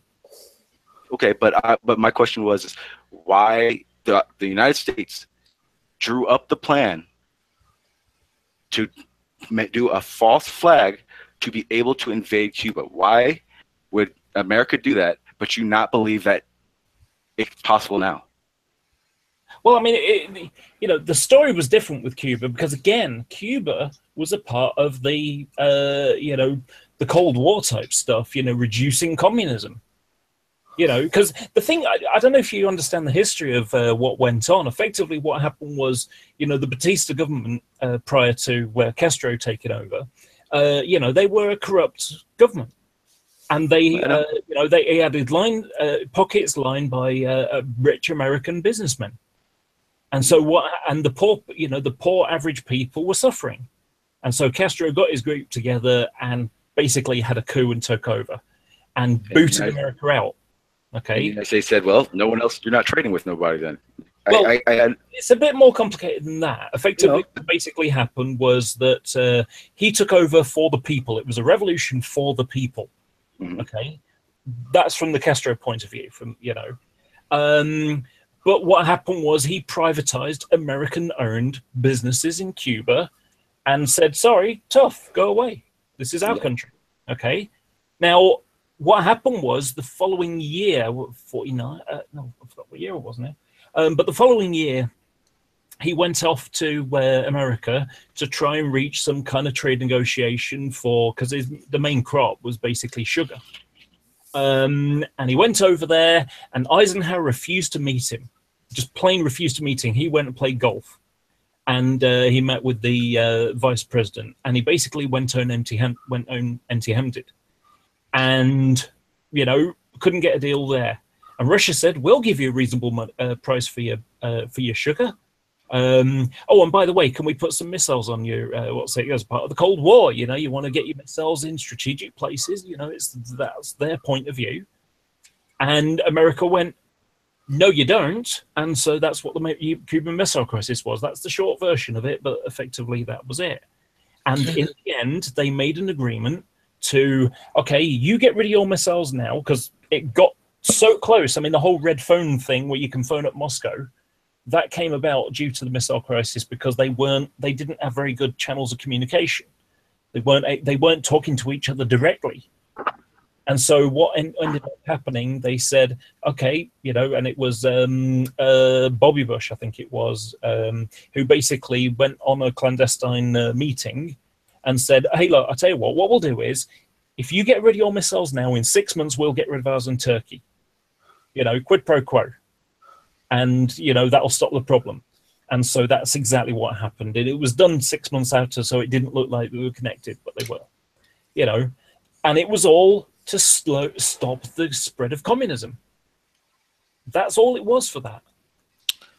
Now, of course, there were attempts before then to get rid of Castro, but then, effectively it grew in intensity and turned into the Cuban Missile Crisis. Effectively, okay, but Cuba you're saying was a proxy for through the Cold War. But okay, so you've explained that it was different reasons, but you're not explaining to me why it's possible that it could happen. You're telling me that the Iraq War and 9/11 are two different things. You're saying that it doesn't make sense and it's not possible, or for reasoning that the United States would not do this. But we have two instances where, whether it happened or it was planned to happen, the United States did plan for the actuality of U.S. casualties to be able to go to war. Now, if you're telling me, hang on, right? But if you're telling me that that's not possible, then you're completely saying that the Operation Northwood didn't exist, but we do know it did. Could I get in here for a second? Yeah, sure. I'm former military. We make all kinds of plans for all kinds of contingencies, not just Northwood. We even have plans to either invade or defend ourselves from Canada. And I dare say it, they're probably somewhere in a vault somewhere, there's our invasion plans for Great Britain. Just because we have come up with a plan for something doesn't necessarily mean we're going to act on it. And they showed Northwood to Kennedy, and he said, out of here with this bullshit. He pretty much ripped it up and fired the guy. But regardless of if they have contingencies to be able to act upon any situation, whether it's Hawaii decides to go against it, it doesn't matter. It's still a plan. So if that plan doesn't mean we're going to. That plan is to. Okay, so if the plan is to take an aircraft and simulate that whatever country we don't like is going to blow it up, and that telling me that just because they wrote it up, it makes it nothing? It just means they've made a contingency or a plan to do something. Doesn't mean to say they're going to carry it out. Okay, so you're saying if they did come up with a document, if they found a document that said what we want Great Britain back, we want to call it America, and they find this document and it's not if it's classified or whatever, if it's declassified, they find it, you're going to tell me your government is going to go, well, it was their contingency plan, or you think they'll take that as a threat? Probably not, because obviously our relationship is much better than it was, back in the 1776 kind of an idea. Okay, well then even more than I would think your government would take it more offense to it then. Well, I mean, a simple example of that is, we didn't take offense when the Russians, showed that they had a contingency for taking over Britain, including but at the same time, including in my area, including in Manchester, not London. Okay, but Manchester, including the difference between that is weight of the bridges were, so whether tanks could go over them, things like that. There's a problem though. You're saying, well, Russia did. Well, Russia has always been what we know as an enemy, as we know as the other guys. It's not the same. You can't compare our United States and Britain's relationship with Britain and Russia's relationship. That's like saying, well, we helped Al Qaeda, but Russia and Al Qaeda, they were going to, that's like worrying about them. It's not the same thing. They've always been at war. They've always hated each other. We've trained them, and that has zero to do with 9/11. So just let's get that when I'm saying that, as I don't think that had anything to do. But we trained Al Qaeda soldiers. We trained guys in Afghanistan when they fought the Russians. Why? Because we were at war. We were in a Cold War with the Russians. So if we can get them to fight them, perfect. So to compare Russia with the United States and to Britain's relationship it's apples and oranges. Well, I agree in that sense. I mean, you brought up attacking Britain, so No, but I was because what both of you made it sound like is, but what you both made it sound like was, well, a contingency plan is just a contingency plan. Who cares? Well, the problem is that plan is based upon what happens if. Whereas but a contingency plan, the hypothetical plans. Okay, we've crunched the numbers and we think that we could win if we did this effectively. Okay, but here's the problem with what you're saying. Plan. But what you're saying is, okay, a contingency plan is, okay, well, if Russia aims a missile at us, what do? If all of a sudden we see German U-boats off our coast. What do we do? Those are contingency plans. A contingency plan is not a detailed ideal for what to do. You're taking. In this case, you're wrong. You're saying because okay. So you're telling me that. So then they have. Why isn't there 20 Operation Northwood ideas? There may very well be. This is the one that got into the public domain. Okay, let me give you an example of what I'm trying to say here, or what we're trying to say. So have you ever heard of something called Red Flag? Yes, absolutely. It's basically a military exercise that happens 4 times a year out of Nevada, out of Nellis Air Force Base. I actually got a better one for you, but go ahead. Yeah, and these exercises go on all over the world. They have one in Spain. They have one, in the Germany and Korea kind of area. They have them all over. Essentially, they had it just before 9/11 with the same scenario. Yeah, that's right. I mean, they have these training exercises all the time. This is, and the idea behind it is to say, okay, if we're attacked, these are the way that we were going to do this. So you don't end up having people just flying around and not being organized. It's trying to get people organized. And these red flag kind of ones are so that all the people in this, all the allies or whatever you want to call it, they can work together. They use the same kind of language. Yes, they all know where they'll be without having to see them. Yeah, so, you can have, I mean, for example, the British have a reputation at low-level flying, interdiction. That's one of our specialities. It has been for a long time. Now, yeah, what is you guys have a special forces that's like unheard, like almost better than the Rangers, right?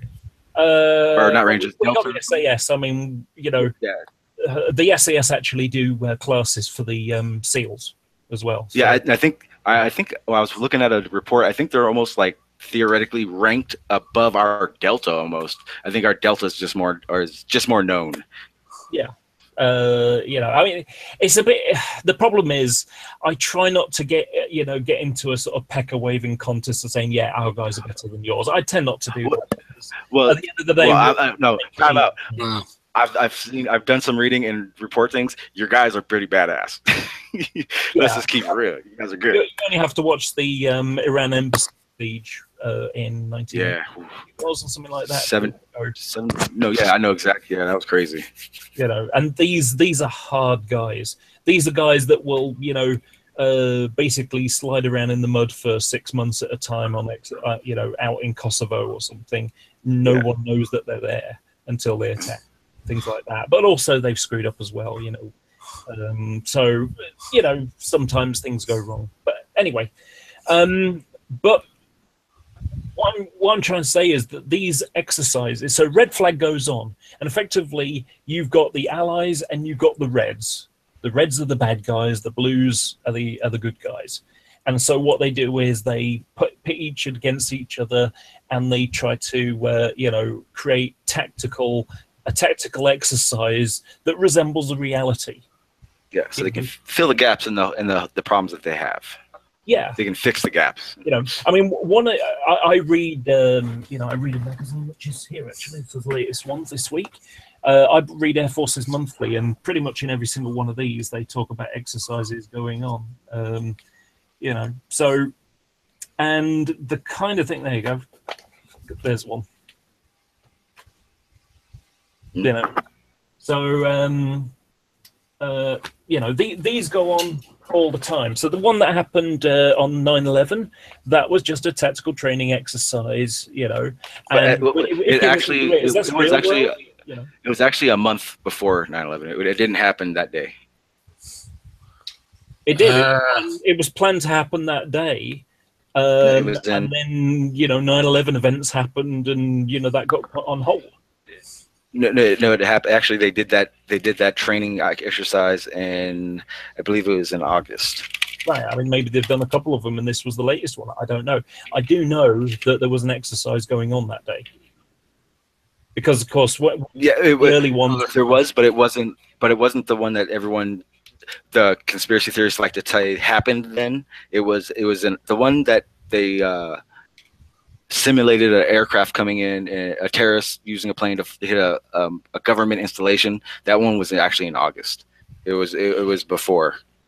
No, it was at least a month before. You might be 9/11, correct on at that. least. Okay. Yeah, they were doing training missions, but I think they were doing using a command and control air defense Yes. exercise at the time of 9/11, and Yes. you all seen the painted video where the colonel's asking, "Is this exercise a real world?"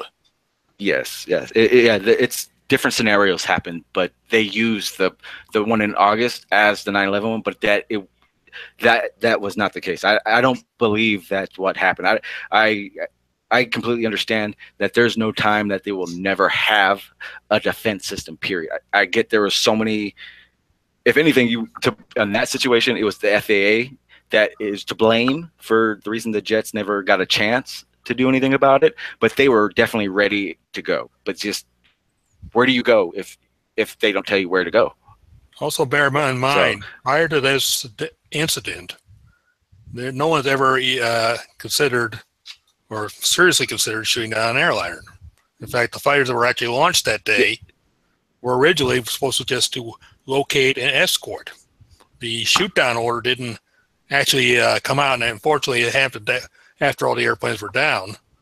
Yeah, that's we other realized thing. we were under attack, and I hate to think what was going through the pilot's mind, being an airman myself, is I suddenly get an order that I'm going to shoot down an airliner. There's going to be a couple Even worse. There's going to be more than a few. There's going to be more than a few. Did I hear you right, sir? Yeah. Yeah, exactly. I don't even think they got off the ground in time to. No, wait. They were off the ground when they got the order, but they hadn't found anything yet. They took off out of Otis a couple minutes after the first tower got hit. Yeah, that was the one. I forgot where it was now. It was like Massachusetts or something. Okay. Cape Cod. Yeah, no, it was after the ones in New York. No, not New York. I'm sorry. That's the area. The ones in the Northeast. Yeah. They weren't able to take off because they didn't know the direction they were going, and weren't able to take off until after the second plane hit. The ones in Florida took off after the first one hit, but even they didn't know where to go. Yeah, I think your timeline is a little off there. And, but regardless, it was FAA's not telling them where to go. Well, funnily enough, that was one of the issues because the U.S. military effectively didn't have radar for internally. They had radar pointing outwards, but not internal. You know, that was the civilian air traffic controllers that had the radar for the internal U.S. Apparently, it's changed since then. So they both got access, but the military have access to CIA, the FAAs as well. Now, one of the things is they flew off, and the first thing they did, they head towards the sea because they didn't know where to send them. They didn't know where, what was going on, and they didn't, as Tom said, they didn't get told where to go until after the first or the second plane had hit, I think it was. Yeah, it was I know it was the second one because the ones that were close enough to be able to get contact, they just didn't have no one told them a location to go. They weren't able to. And of course the reason for this is because they were still on a Cold War mentality of, if an attack is going to come to America, it's going to come from outside inward. Yeah, I completely understand that. So it was things have changed in that way. I know for in my opinion, 9/11 could never happen again, because think about it this way, before, the crew and and the flight attendants would basically get people to do whatever they wanted, land the plane and then negotiate your freedom. And that's the way it would work. And the rules have changed now. So if you were in an airplane and some Muslim extremists took over the plane, would you sit in your seat? I wouldn't. Absolutely not. No. And then even more than that, which is unfortunate, the pilots, that door is going to stay closed, and they're going to stay closed until they get to the airport, and then they'll have whatever agency to handle it, it will handle it, because now that is protocol. I've got a friend who has a much better idea of what they should do with that, and that is basically they've got a big red button in the plane, because they've got auto land system. You know, they can automatically land planes, and you know, the autopilot. You know, you could have a box that all it does is it says, "I'm going to send you to one of the nearest 10 airports." Yeah, A, B, or C. Emergency signal saying this plane has been hijacked. You know, beep beep beep on the radio, and the pilot can do nothing. He just sits there, and you can stick a gun to him, you can kill him, whatever. He can't do anything to stop that plane. The only thing they could do is blow it up in the sky, and that's it. Well, that's exactly what those systems are for that we were showing earlier. I think they also need some kind of a gas situation. Obviously not a deadly one, but I wouldn't mind a headache for 3 days if it meant it was going to knock us all out, and then we land at some random place and they take care of the hijackers. Actually, you don't even have to do that. It's already installed. It's called the pressurization system. Engineering. No, but then you got to risk. Or is there a way to do that, but not? You can very easily turn the cabin pressure up to wherever you want it to be. Oh, okay. Yeah, they can that part. Okay. As soon as everybody passes out, you just tie them up and go down to head for the lower altitude. Is that fast enough? It's an option. Okay, yeah. I think it's better than not. I think they've got something like 6 minutes of you know, when the things drop down. I think it's only 6 minutes, which should be enough to get you below 10,000 feet. Which you guys are used to using. You got the solid chemical oxygen generators. I'm used to working with liquid oxygen. Yeah. Okay, now we're getting way off. I'm sorry. I just want to point something out as well. Do you know that I was a sort of a truther for a little while? You know, I think anybody at some point should be. Well, what happened was one of the reports that came out in the earliest days after Flight 93 crashed in the ground. So that was the one that didn't hit there was two that hit the buildings, one hit the Pentagon, and then another one crashed in the ground when the crew tried to take it over. And what happened was I looked and I saw, you know, a hole in the ground and some lumps, which were probably engines or something like that around. But there was a reporter who said that some light debris had been found. Some debris had been found 6.5 miles away, and I thought that plane has been shot down. Effectively, what my belief was at the time was that, okay, we've got another plane. It's heading in. We're going to shoot it down. You are now authorized to shoot that plane down because we don't know what's going to happen with it. It could crash into the White House. It could crash into the Senate building. Could crash on a mall. It could crash on houses. We have no idea what's going to happen. Shoot it down while it's out in the country and it can't hurt anyone. And sorry, the 57 people on the plane or however many it was, they're going to have to die.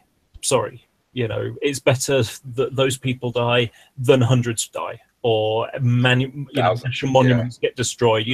The morale hit for that would be enormous. So that kind of thing.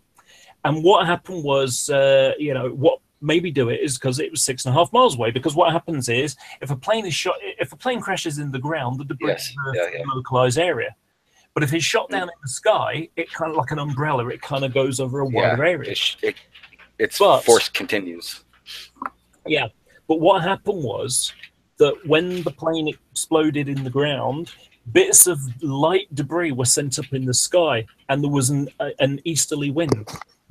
And what happened was that light debris ended up in the lake towards the sort of east-northeast direction.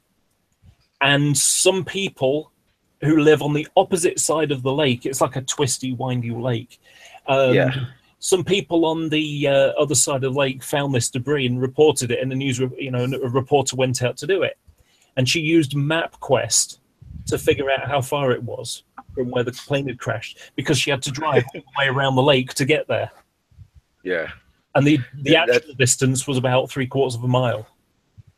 Mm-hmm. Well, yeah, see, that was one of the situations that started me to look like, okay, what that's a plane that got shot down. But like you said, I really do strive to want to look into it. I want to know the three paths to why that answer got there. The problem with that was I am a conspiracy theorist. I do want to figure out if it is. By that time, MK Ultra, Mockingbird, all those things were already out there. So I didn't take what the media said as is.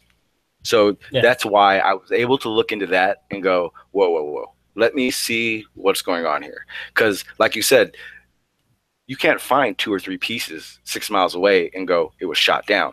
You have to look at where the localized blast is, because it does, no matter what happens, each scenario has a pattern. And that pattern was literally right there. Yeah. What I figured would have happened was maybe, they got to the cockpit, and because it was such a fight that it was basically an instant straight down, and the forces broke something off, or, you know what I mean? That's what I assumed happened. Yeah. I didn't actually put the wind and the blast into consideration. I took more of a violent what do you call it? Maneuver, basically, that was too much for a wingtip or something like that. Yeah. But by that time, I had already figured out where these jets were that are supposed to be doing that, and we found out that they were nowhere near it. And you can, and for me, I like it was shot down. Exactly. Why keep it secret? Exactly. But there was another problem, which was the planes weren't armed. They didn't have any weapons on. They'd literally been sent off without any weapons on. Actually, you're wrong on that one. They didn't have missiles, but they had their cannons. Right. Yes, okay. All fighter planes normally carry ammunition for their cannons, basically as ballast. Right. Yeah. So they're going to have armed. 20 millers will do a number. And what you were saying before, where they're in their head, 9 times out of 10, what they're going to be doing is, hey, we're here, turn around. Because I think they do that in certain situations when you get into an airspace. Like if I know if a passenger plane flies over, because I used to work as a civilian contractor on Camp Pendleton.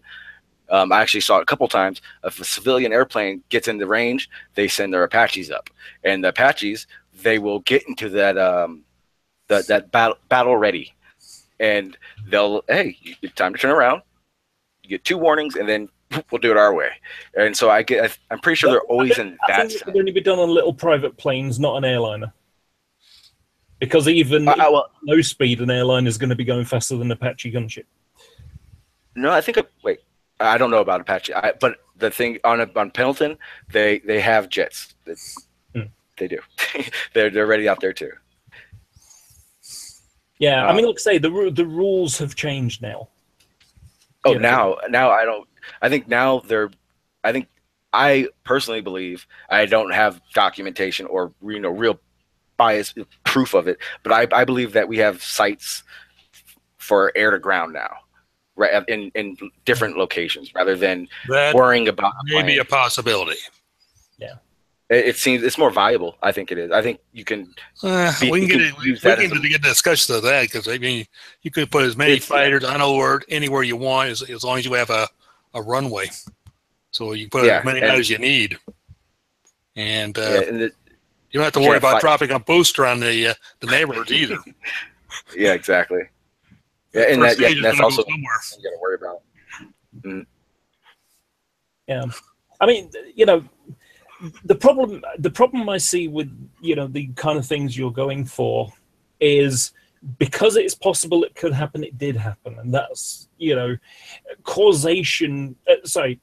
Correlation isn't causation. Having an Operation Norwood's plan doesn't mean to say that they had a plan or they carried out a plan.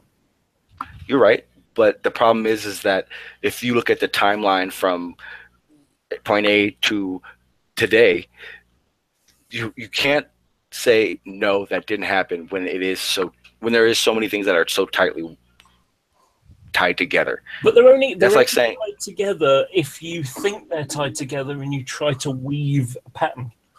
Oh, You know, you're right, and there are things that it was like I was trying to say about, you know, after it happened, and you've got authorities that have said this, and some guys have told the FBI or the cops or something that there's a guy that's a bit fishy, and they don't realize that that's a jigsaw puzzle until later.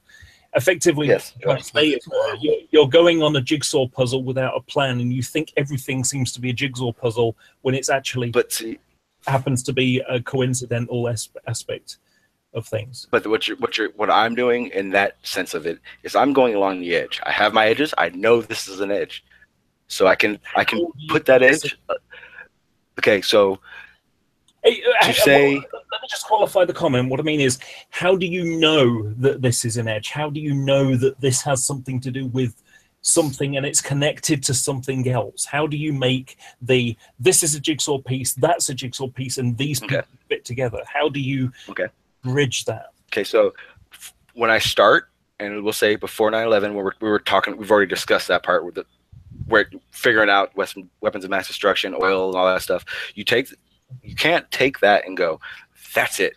So what happens is after 9/11 happens, the government instantly says Al-Qaeda. And then after Al-Qaeda, it's Iraq. Okay. Even though I want to, because you're sort of jumping a number of ways. The first thing is that you've got this big national tragedy. Okay. There was already information coming out of, the Middle East and things like that stuff was going on. They already knew that there were things that were going to be happening.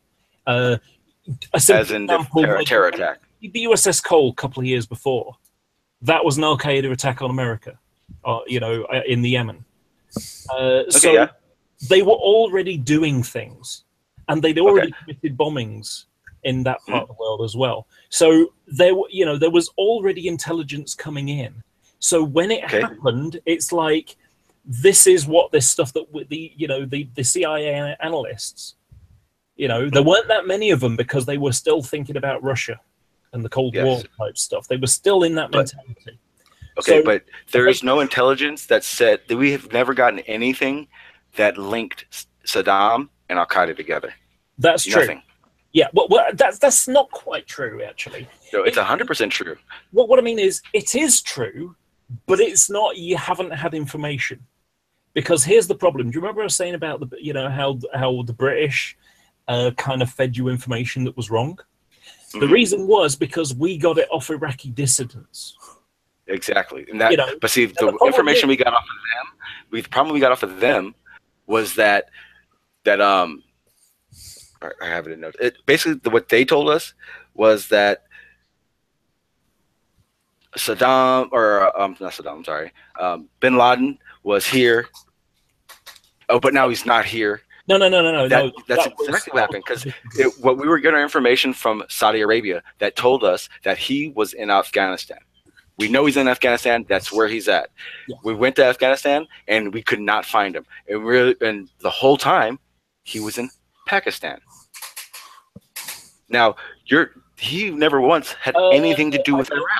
I don't believe that's necessarily true. I know he was in what was the name of the place? The mountain. He was in that region, and then he escaped into Pakistan. Yeah, but he did that.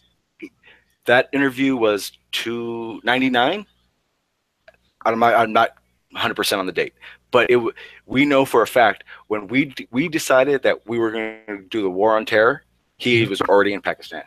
Okay, let's just say that's true, just for argument's sake.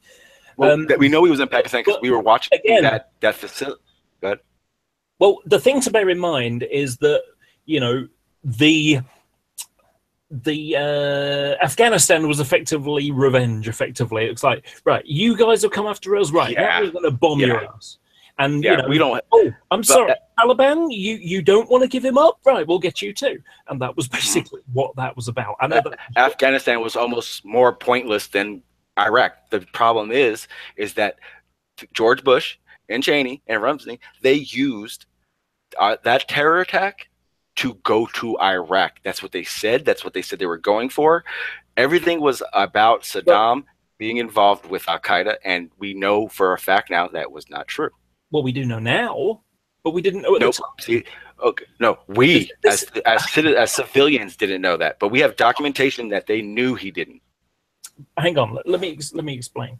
So the Iraqi dissidents, okay, so they were given information saying he's got these weapons, and you know that they're linked with Al Qaeda in some way, but they weren't very precise about it. No, they didn't exactly say if they were linked with Al Qaeda. It was more about, yeah, he has weapons of mass destruction, and there's a possibility he has something to do with the terror attacks. But the problem with that was, is at the same time,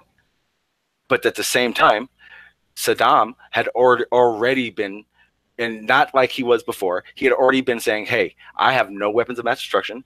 These are my, and we know this because he showed us 3 different facilities that we ever knew about and said, these are my real facilities where we are making our missiles, because we know he has missiles. That was nothing. It was more about the weapons of mass destruction.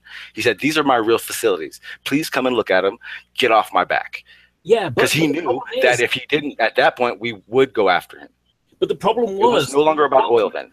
He wasn't being that open. I remember it at the time. I mean, you know, you're taking before the attacks and after attacks, and you're putting them together. Because before the 9/11, he was being like that. In the run-up before the Iraq War started, okay, what happened was you had Hans Blix and the UN weapons inspectors, and the UN weapons inspectors were asking for more time, and you know the coalition was looking to, you know, they were biting at the bit, and they wanted to go into, you know, they wanted to go into war, because you know they'd had enough of that guy for years. Remember that they'd had no-fly zones, and I mean we called it Operation Telek, but you know all those sort of things going on for you know since the first Gulf War.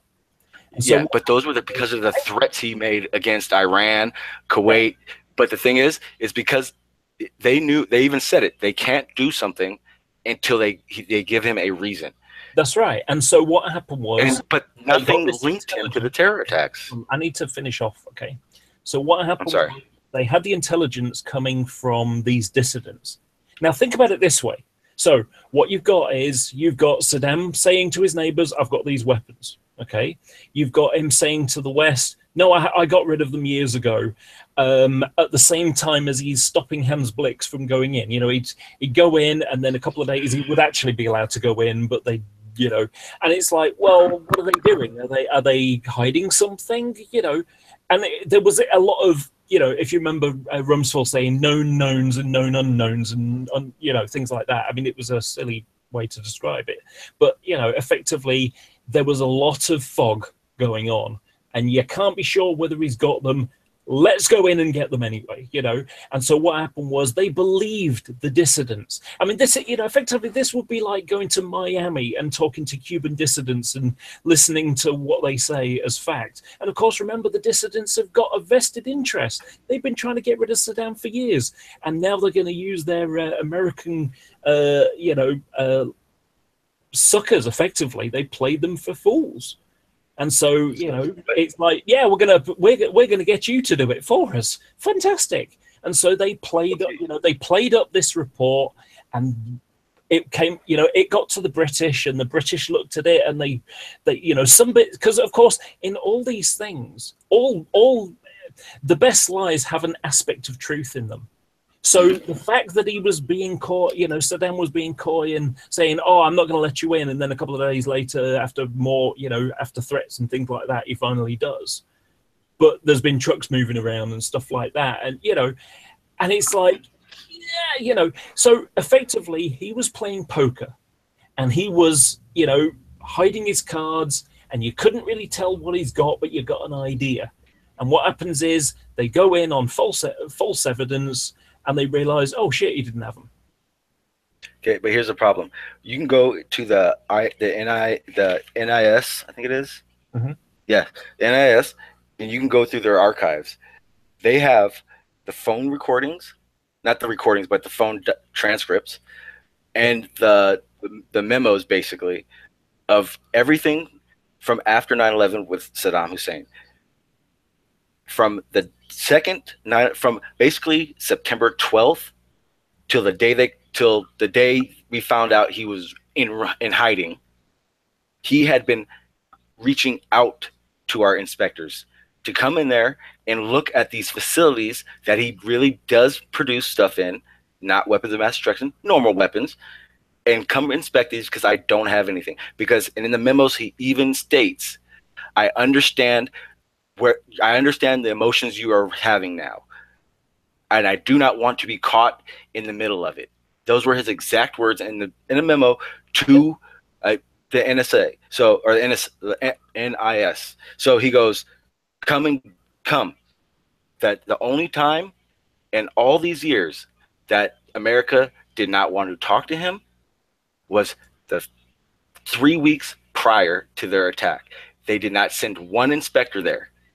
They did not respond to him one time. And all the times he had made it clear, come on in, ha ha ha, go to that place, not there, ha ha, telling everyone. He stopped that completely for 3 years. He stopped acting that way.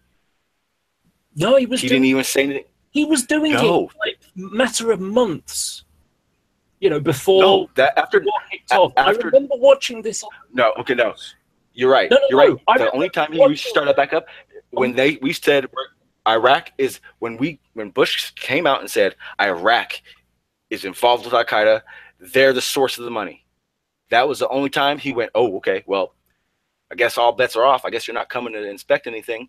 Let's get my army back together. That was the one time after all this come and get and inspect everything, he did. And that's natural. What are you going to do when once someone says, we're not negotiating anymore, we're coming in? The problem is that from day one, they said Bin Laden and they said Saddam, Iraq, from day one. And we know Saddam had nothing to do with it. Well, since day one. I know that came later, but they've been wanting to go after Iraq for years. I mean, you know, exactly. Bush, and that's what. But Bush and Cheney. That's what I'm saying. Because you know, it was oil. Well, no. Look. The oil makes going in for the oil is a stupid one to use, because if it was for that, America would have got the oil contracts, but it didn't. It went to the French and the Chinese. And the Chinese, we have, and the Chinese, we have, but the thing is the Chinese, we have tens of billions of dollars in negotiating extensions with them now for those refineries. I mean, they're all documents. They do everything. You can go look. That's what I'm saying. Just because we didn't go there and go, these are our refineries now. If they did that, it becomes too obvious. Now, you're making it seem like they had to go, hey guys, we want that oil. We have to have something happen so we can get to that oil. And then they went, okay, put this guy, and this guy on a plane, and let's blow that building up so we can get in there. No, I don't think they did that. They became opportunists. And as far as anybody is concerned, that is a false flag regardless, because at the same time, they said, we could never imagine, this is under oath, we could never have imagined that a plane would ever hit a building. They said that. They said, we know Saddam had nothing to do with the terror attacks. This is in the 9/11, the 9/11 report. This is why I asked that question, because the problem is in the 9/11 report, it states, so-and-so said this, we know that was a lie.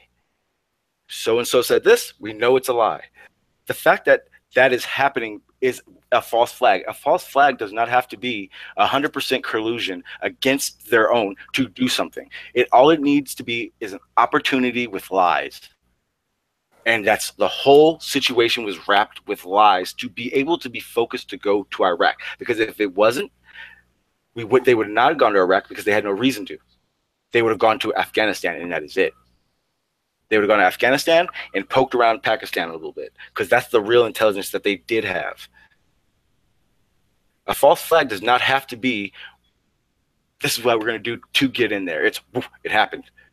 We had this drawn up. We knew we have everything set up to go there because we wanted to. Opportunity arises. Let's go.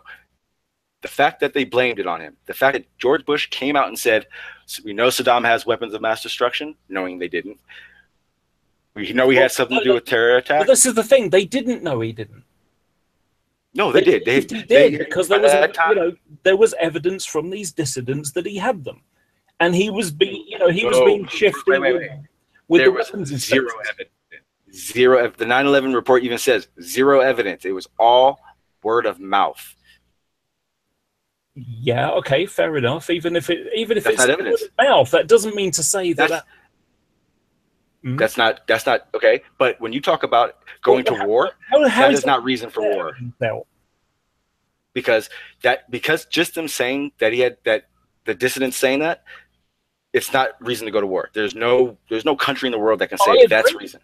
I mean, I was when this was going on, I was saying to my TV when I was listening to the report, saying, just wait a few weeks, for crying out loud. Wait until Hans has done the look, looked in and made a decision, because they went in made the decision. The biggest mistake they made is in my opinion, Cheney telling Bush to say, it's there. Because Bush came out and said, we know he has weapons of mass destruction. We know he funded Al-Qaeda with zero backing. Well, I mean, one of the things that was in the 9/11 report was that there had been links with Iraqi government officials with Al-Qaeda. But the thing is, those were the dissidents. Those were the same guys. Because we were also working with Russian spies that were telling us before the attacks, there's no weapons of mass destruction there. But at the same time, I can't say that they're going to take their word for 100%. But these are the things we knew they weren't there. Well, they didn't have evidence that Saddam was assisting Al-Qaeda for 9/11. They had zero evidence of. Exactly. Yes. They didn't have evidence for that. The only evidence on that situation is they had Saddam saying, Saddam has been before even the restrictions and the wanting to inspect. Saddam has always said that terror was his worst enemy, because if they attacked him and they took his and got anywhere near his regime like that then it would implode. So we know for a fact he wanted nothing to do with bin Laden at all. You can even go back and look at all these documentaries that are for the United States going to war, and they don't re-edit these things, and they make it still like Saddam has something to do with it. The point is Saddam had nothing to do with it, and the real reasons that they had, or real evidence they had to go to war with Iraq, was not enough. It wasn't enough to go to war. And they don't have to convince us. They have to convince the UN, and in a sense, they have to nations that we're going to join the coalition. Yeah. Okay. So to use Saddam, but to use Saddam to say he has something to do with the terror attacks, to be able to sway the opinions, is a false flag. But no, because like I said, they had evidence from these dissidents. The problem is, how did they verify it? They couldn't really verify it, and so effectively, we went into war under a false pretense. That doesn't being wrong. Hang on, being wrong doesn't mean conspiracy. Okay, if they went to the Supreme Court and said, or UN, whoever the powers that be that says, okay, we understand. You're telling me that these dissidents told us this would give them justification to go to war? Well, they had a dossier on it. Of course, it was now called the Dodgy dossier in my country, at least. The information was factually wrong. And it's recognized as being factually wrong. Like I say, I'm not going against you on the information was bogus and we went to war on a false pretense. We agree on that. But that is the false flag.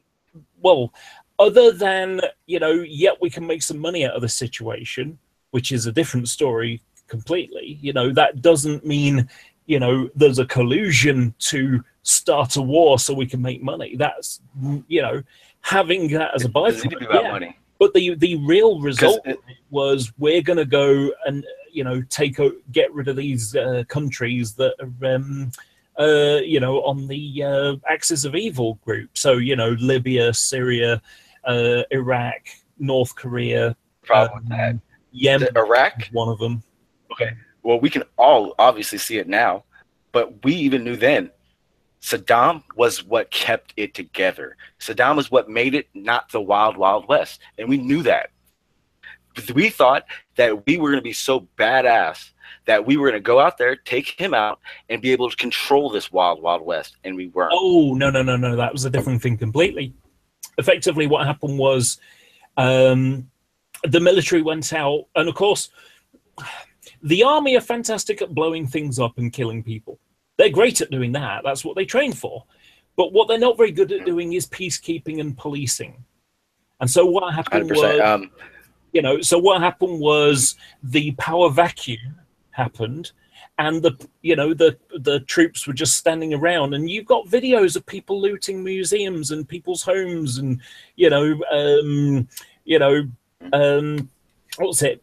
You know, Saddam's palaces and things like that. You know, it was loot. Well, the realization and then what happened? Hang on. And then what happened was they had their little coalitions of together. So the old tribal warlord mentality stuck back in, and so you've then got Sadr, you know, Muqtada al-Sadr and things like that. You know, these warlords. We're not peacekeepers in different areas, and then there was the insurgency stuff going on as a result. But because we're not peacekeepers. I don't think there's ever been a time when we've been able to be peacekeepers. We don't govern very well. Our armies don't govern very well. I'm going to sound like I'm being a bit shitty to Americans here. We did pretty well in Iraq. We lost a lot of people, but you know, when it came to average people, you know, we had berets on. We didn't have flak armor on. You know, they might have body armor on, but they went with berets and you know, things like that. It was a heart symbol. And the reason I believe that is, and you're right, you're 100% right. You can't say anything about it. And I also think the separation of distance in countries, I think that's had a lot to do with that. I think our military and our powers that be went, that we're there and we get to go home when this is done. Realistically, you guys really have to go. We're still in the middle of this shit. We can't go around being assholes. And let's be the realization. They're all for the people, but there always are those bad apples. And those bad apples. It's not just that though. And I really hate to diss on Americans because I really like Americans. Or better yet, I've found that Americans are kind of stupid sometimes. It's not, sorry, that's not quite the word, naive. I think, you know, internationally naive. Because the thing about it, in my country, I know what's going on in most of the world. I mean, I don't know how much, you know, there's been that thing going on in Burma. Have you seen that? Yes. Going on? Yeah. Now, that's something that most Americans probably have no idea what's going on there. Oh, yeah. And when it comes to that, they have figured out how to dumb a lot of people down. Most people don't look into anything. No. And this is a kind of a part of the problem that, I mean, the first time I went to America, someone joked, one of my friends joked to me, one of my British friends, they said, pick up a newspaper and watch your country disappear. You know, and it's true, you know, you would pick up a newspaper and it'd be American news. And it wouldn't, the only thing you'd get about, you know, Britain or something like that was on the back page where at the stock market or something. Yes. So, you know, but it's not that, you know, like I say, I found Americans aren't necessarily stupid. You know, there are some that are really stupid, but there are many that are just naive. They don't understand what goes on in the rest of the world. You know, where I really think it's because you guys are there. Well, a part of it is geography. You know, yes, 100. Yeah. If you're American and you want to go on a hot holiday, you go to Florida. If you want to go cold weather, you go to, you know, Aspen, Colorado or something. You know, you can do everything in one country. And you don't have to go to another country where they don't speak English. You know. Well, exactly. Well, put it this way. When we first started, we were talking about NORAD. The three of us completely understood where where NORAD's head is and capabilities are. Yeah. But I can tell you now, 99.7% of America assumes there's 30 jets on each coast going, let's go. And think rationally, it got to realize it doesn't work that way, period. Now, for you guys, when your enemy is within walking distance, because you can't walk here from Iraq or Afghanistan. You're there. You guys share a backyard. You have to be more vigilant. You have to be more aware. The thing is, we're an island as well. We're a small island, so we don't really have that. But an ocean is different.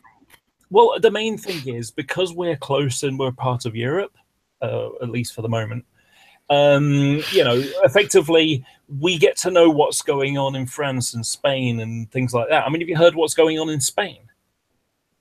No, actually, I have not. I may have, but not. Effectively, they've got a part of Spain, the Catalanate region, who were trying to secede from Spain, and the Spanish. No, you don't. Well, isn't that I know about it. Not to the point where the reasons behind it, but I know when Brexit happened a couple of days ago, they pledged independence. They claimed. Okay, no, I didn't. I know they were talking about it. I didn't know it had actually happened. Okay, you're right. You're right, though. Yeah. But what I'm trying to say is that we get news from around the world, and it's effectively the most important one. I mean, the first thing on the news tonight was about the the thing that happened in New York. That was the first thing. That was the top of the news. And the next thing was, about, ministers maybe, feeling people up in, abuse of power kind of stuff, sexual. Wait. So, say it again? We have a bit of a problem with politicians. Oh, okay. Using their power in touching up young women or even boys. Young lads, interns, and stuff like that. Effectively, I think Monica Lewinsky, except for trying it on. But as a question, because I don't know, do you guys consider the Vatican and your religious sectors in government as one? Religion is a little bit weird in the UK. It's a little bit complicated, but effectively, the national attitude to religion is, if you believe in God, fine. If you don't believe in God, fine. As long as you're not in people's face about it, people don't really care.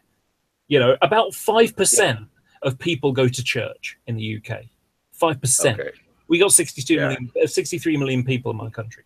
So hardly anybody goes to church at all. Yeah. Closed. There's a church down the road from me that's a pizza restaurant now.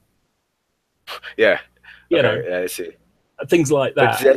That's odd to me, because here, I don't know the exact numbers, but I would say we have more of a population that does go. Yeah. But your country is more backed by religion.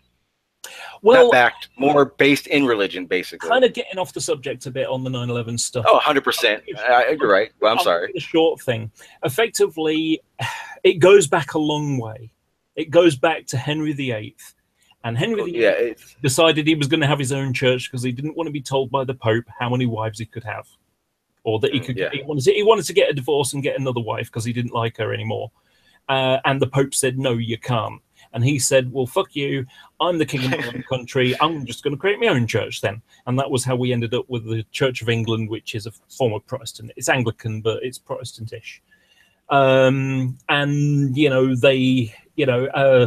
Ironically, it's coming up in a couple of days. But, the King James Bible is interlinked with this feud that they had in Britain, because the royalty was fighting between Catholicism and Protestant for 100 years or whatever, and more. And November the 5th, we have bonfire night where they got fireworks going on. It's kind of like a non-patriotic or semi-patriotic 4th of July kind of thing. People like fireworks and barbecues and stuff like that. It's but basically what happened was in 1605. Remember what's it? The King James Bible started in 1601, 1604. Sorry, finished 1611. And prior to that, they'd been the Common Prayer Book, which was, we don't need, priests, and we want it done in English and things like that, so people can understand instead of being, Roman, Latin, who few people understand, and most people couldn't read anyway. Yeah. And so what happened was there was a Catholic plot to blow up the king in Parliament and have a coup and take over the country and put a princess on the throne, a Catholic princess on the throne. It failed. They were hung, drawn, and quartered, and heads stuck on, what's it? And every year we have fireworks and we have bonfires, and sometimes they do effigies of Guy Fawkes and that kind of stuff. I mean, if you think Guy Fawkes, that's the mask that people wear and things like that. It's all embedded in the culture. It's almost it's a beginning of Freemasonry, really. Yeah, just to give you an example of how hardline it was. Until a few years ago, if one of the royal kids married a Catholic, they would no longer be eligible for the throne. Yeah. Okay. That's how bigoted the culture goes back. Yeah, that's the Romeo and Juliet story. Yeah. Now, a bit like America, where you've got the House and the Senate, we've got the House of Commons, which is the Prime Minister and her party, and then you've got. We're getting way off subject, but unlike America, where you've got two. Separate. What I mean is, you've got two parties. Church and state. We've got several. Oh. And what happens is you have a leader of the party, and sometimes they have a little vote within their party, and they change leaders and things like that. David Cameron was the Prime Minister of the government, and what happened was Brexit happened. He was going against Brexit, and so it was like, I can't really justify, taking a position on Brexit when I voted against it. So he resigned as Prime Minister, and they had a little election within their party, and Theresa May is now the leader of that party. And then they had, they've had election recently, and she is leading that party, so she's the Prime Minister. And it even goes down to, so you've got the House of Commons, which is why I vote for my local MP. They go to the House of Commons. They, discuss a law that they want to bring in, and then it goes to the House of Lords, and the House of Lords say, yes or no, and, sometimes they say, no, that's not good enough. They send it back, and so they have to tweak it a little bit and try again, and then, yes, they get through, and then it becomes a law. Short version. Yeah. But the House of Lords has, I think it's 4 bishops or something like that in the House of Lords. They're the Anglican Church, and they are in the House of Lords, so that the religion aspect, because the Queen is the head of the faith. We have a national religion, But the amusing thing about it is that every year we have the state opening of Parliament.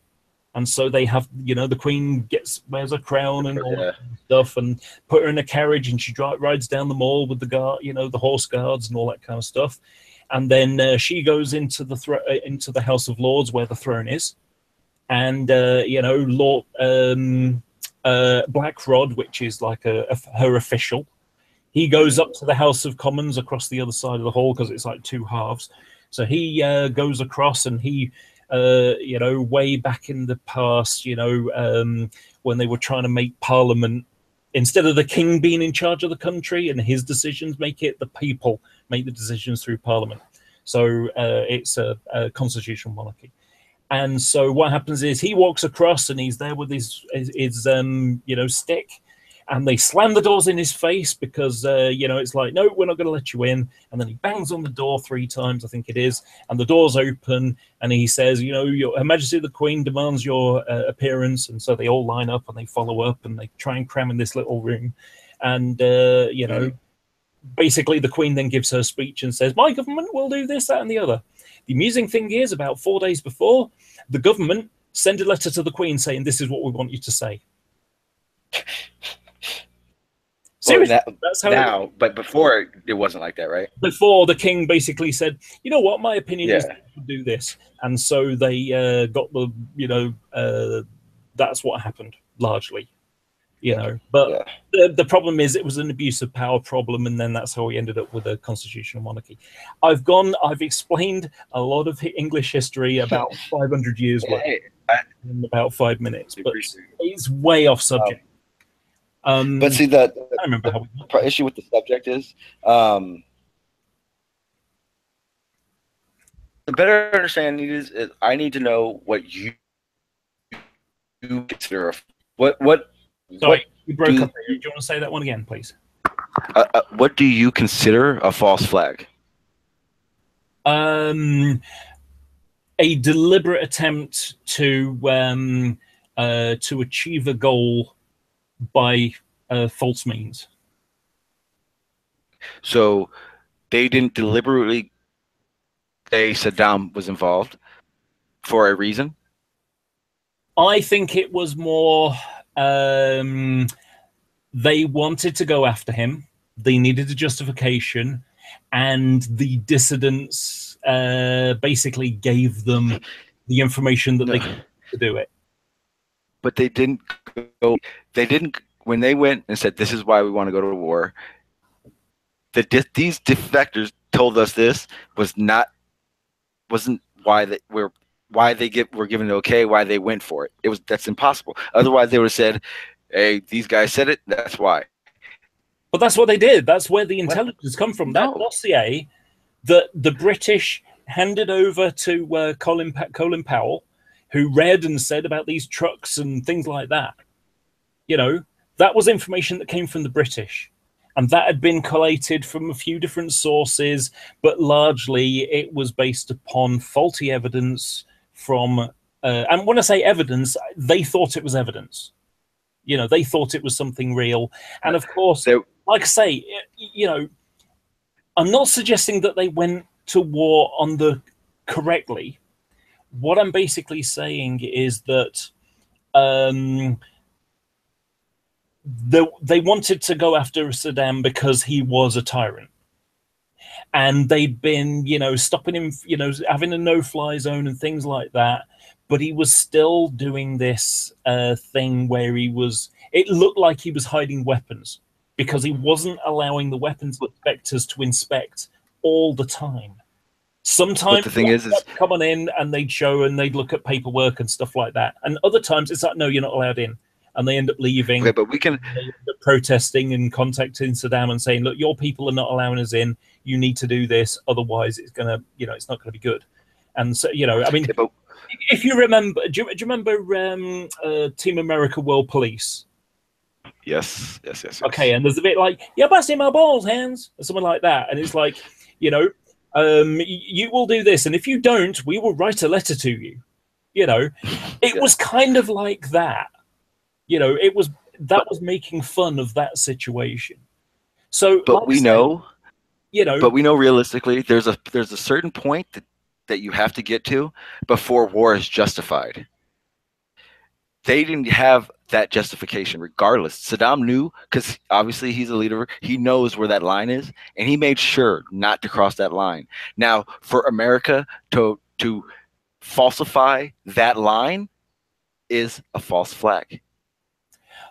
Anytime, any collusion, any falsification to do something is a false flag. I don't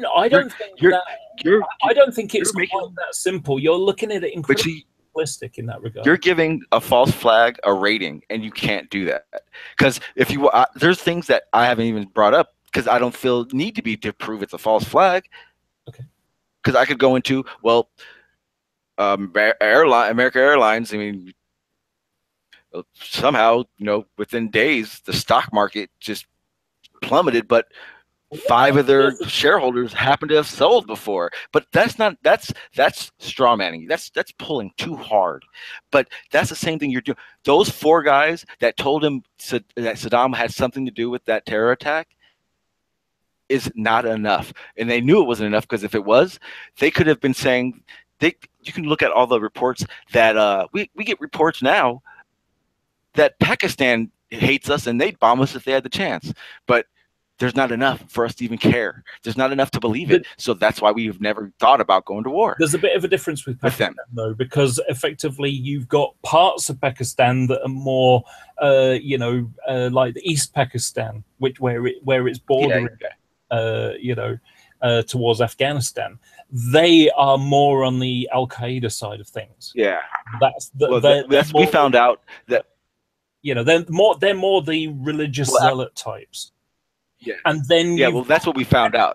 Government, which may have a few people that maybe have that mindset, but effectively, the thing you have to remember is, right now, for example, there's a whole bunch of air forces in Saudi Arabia, Qatar, Jordan, a bunch of air forces in that area, and they're all basically rearming. They're buying new fighter planes and things like that because they're worried that they're a little bit outdated, and it's about time that we got some new stuff, new abilities, because we're a bit worried about like these Al Qaeda and ISIS types. What happens? We realize that they are capable. Because, well, at the end of the day, they want to protect what they've got. The kings. You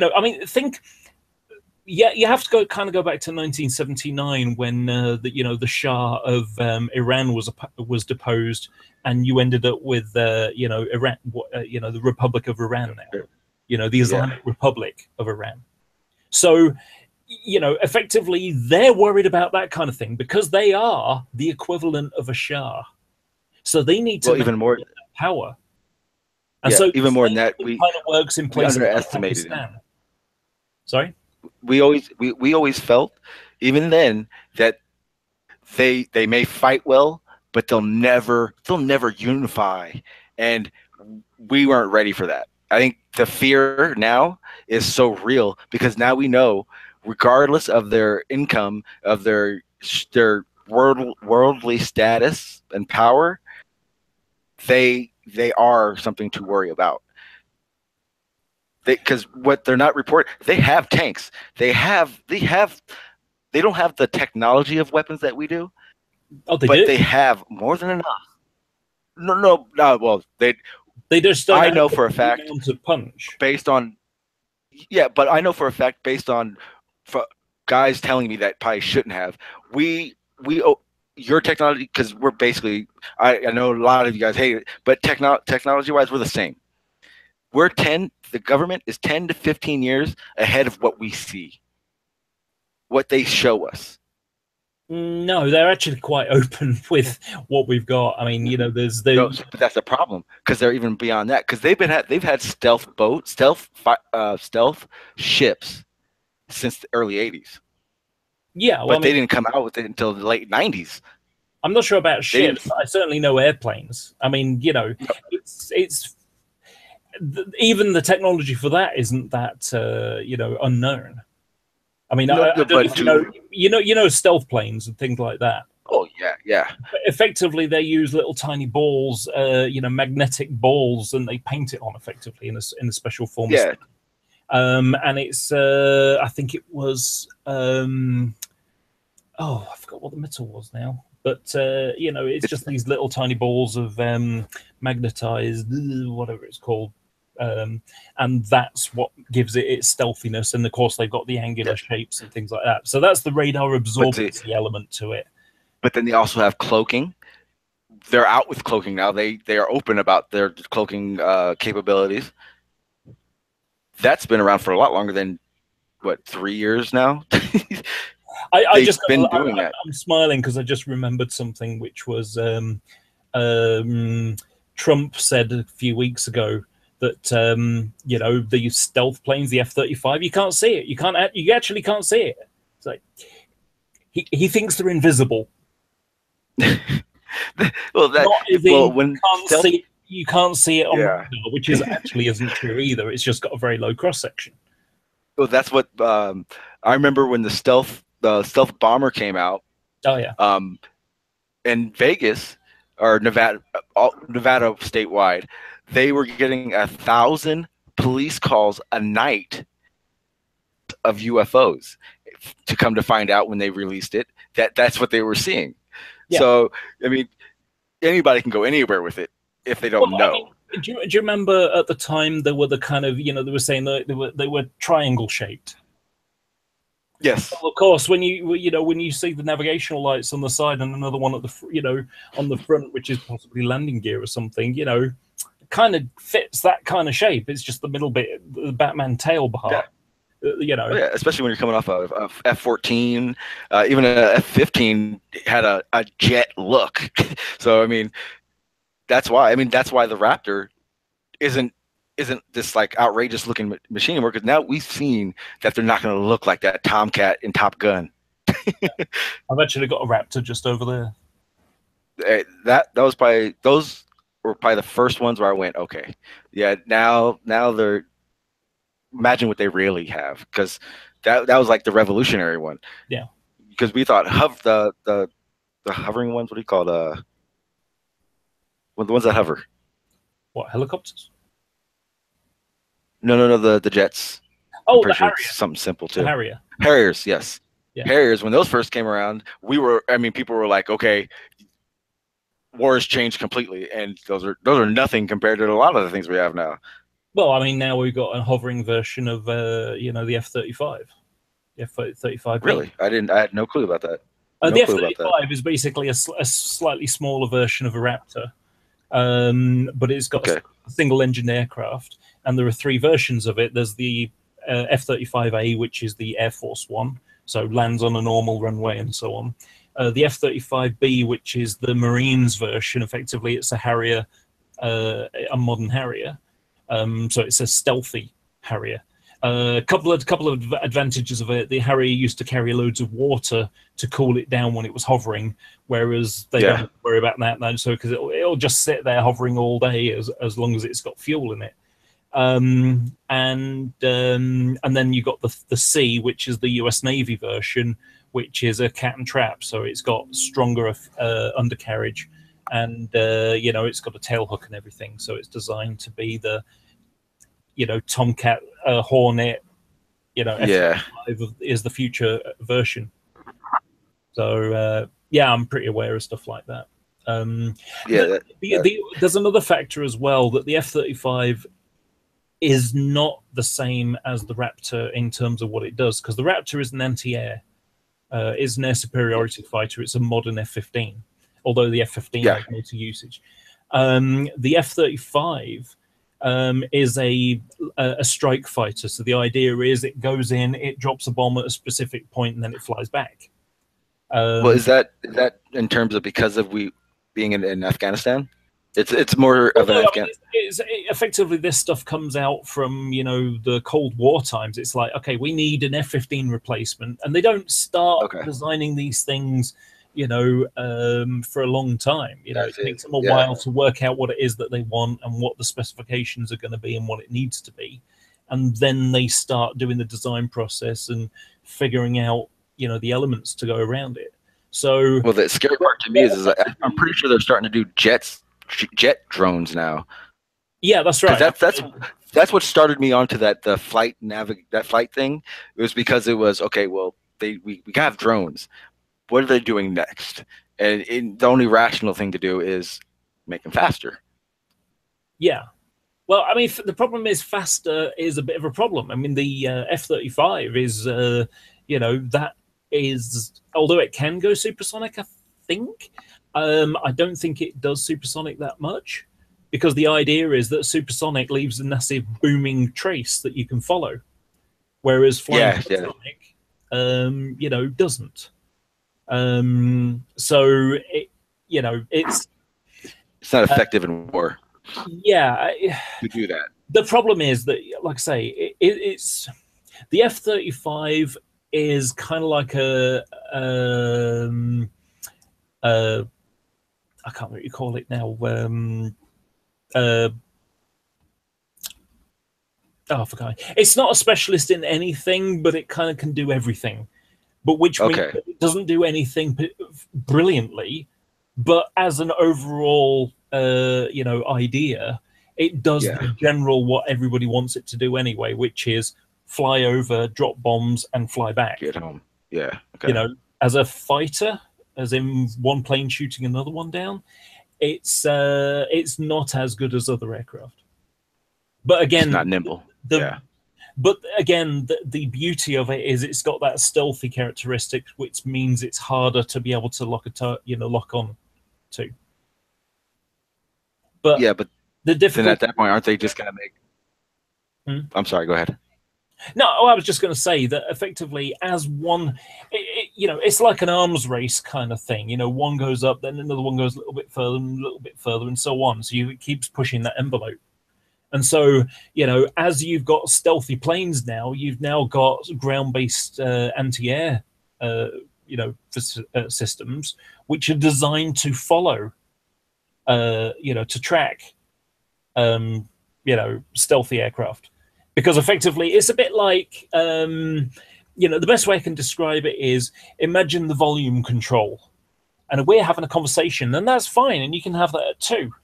But suddenly I start talking really, really quietly. You might have to turn it up a little bit. And so the radar cross section used to be fair. Big plane shows up, really bold on the dot, and the dot moving on the radar screen, and a small plane is a smaller dot because it's got a smaller cross section. And then now you've got stealthy planes, which have an even smaller one again. So now instead of having, systems where you're looking for, a plane that's the size of the plane, you're now trying to look at something that's the size of a seagull. Yeah. Okay. And of course, the main difference is that seagulls don't fly at 1,000 miles an hour or at 30,000 feet. So that's what they look for. I know it's a very simplistic way. It's a little more complicated than that. Yeah. That's the best analogy I can think of. Well, the goal is to pass off the least amount of heat signature you possibly can. Really. It's more radar signature. That's old. That's old technology. Yeah. Yeah, I mean, I think that heat detection is going to become more useful because but it's going to have to be done in a chain system so that if you imagine there's a plane flying this way, a detector here can pick it up and say to the one over here that there's a heat signature coming your way. Yeah, okay. Calculate, yeah. So telemetry. Yeah, so, it's a long kind of winded thing. But the main thing about it is that there's been a massive change because the amount of F-35 that are going to be built is going to be, it's going to be tiny compared to F-16s and F-15s and similar aircraft, And the reason is because we're much better at, getting things precision. So, for example, World War II, they'd send 100 bombers to bomb, a 25-mile range area, just carpet bombing.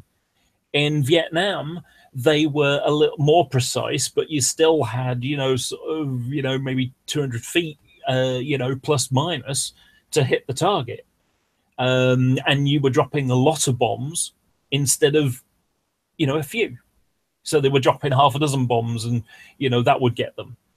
And then, but now you can drop one bomb on one target. So you're not having to waste, 3 aircraft to do one target. Now you've got one plane and one target. And of course, they're able to use drones and just be orbiting and, watching, the Reapers and so on. They can monitor. It's called ISR, Intelligence, Surveillance, Reconnaissance. That's the main thing that is in demand nowadays. And that's what these drones do.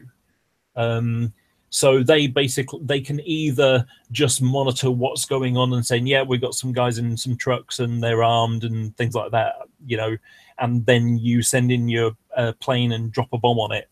And that's how you get rid of your insurgents and, your Al-Qaeda or whatever. This is how it's done very well against ISIS. But there is one problem that's been happening. And that is that there's,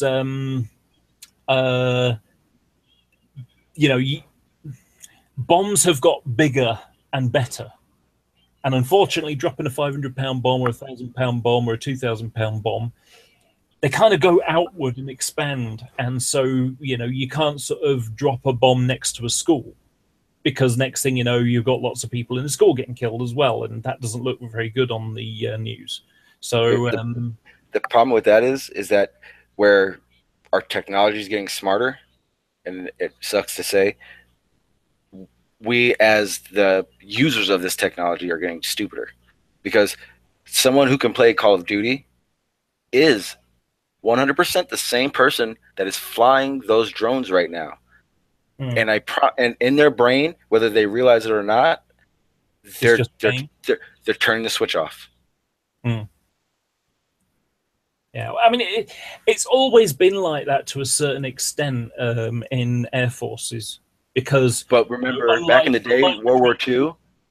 Yeah, well, unlike World War II, even in World War II, I've my favorite aircraft of World War II is the Beaufighter, which was it did multiple jobs, but it did anti-shipping, it did night fighting, and there's a book called Night Fighter by C.F. Rawnsley, and the guy who flew the plane, because he was the radar controller guy in the back, and it was one of the first planes with air radar.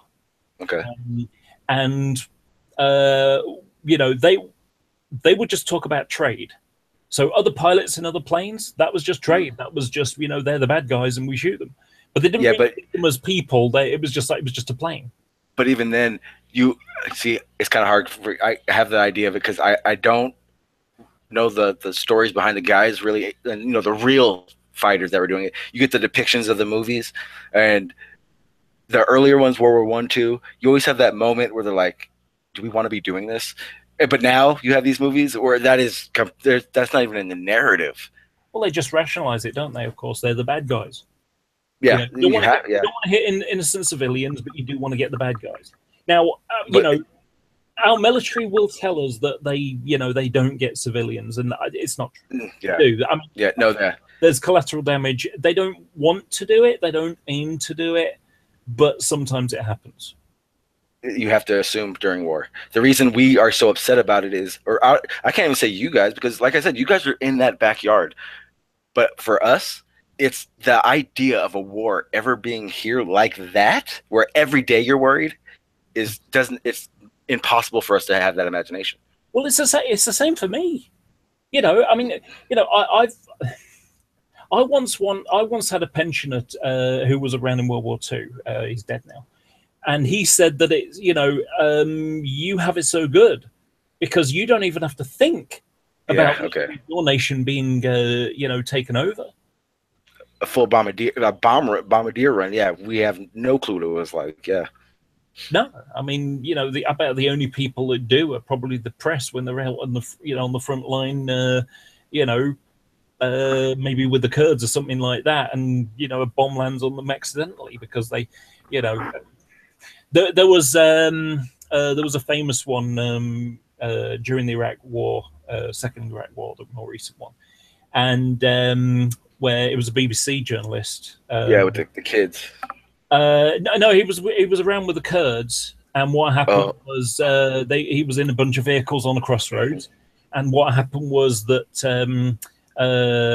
They basically said, yeah, we got some guys and they're on a crossroads, and unfortunately the US Navy F-14 Tomcat dropped the bomb on the wrong set of vehicles on a crossroads, which was their own people. It was a friendly fire incident. Okay, I think was it okay, no, I'm thinking of a different one. There was another story where it was a woman reporter, and no, because they got a rocket fired upon. Okay, completely different story. But because the ones you're hearing about are the reporters rather than everyone else. And personally, I don't think it's smart to do all that. It seems a little much, personally. Yeah, but I mean, we've got a weapon, European weapon, but we use it predominantly in against ISIS and so on. And it's called the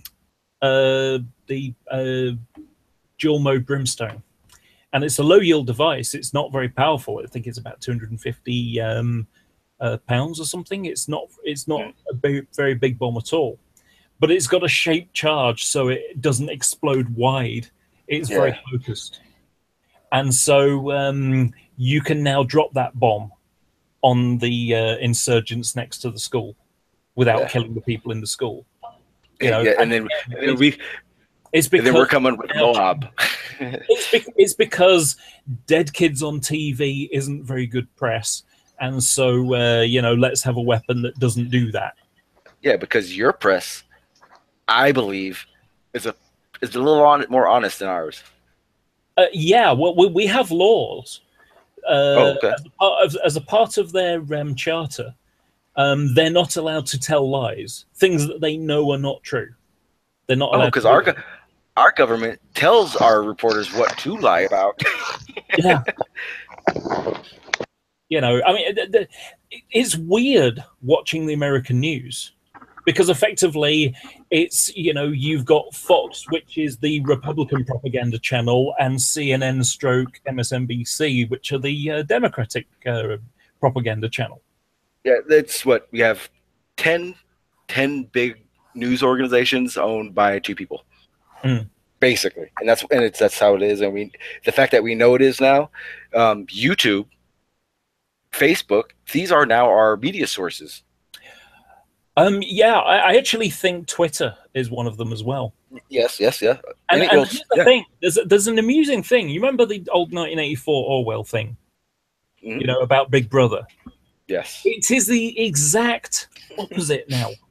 Yeah, because you know, a white cop shoots a black kid, and there's 15 people with their mobile phones.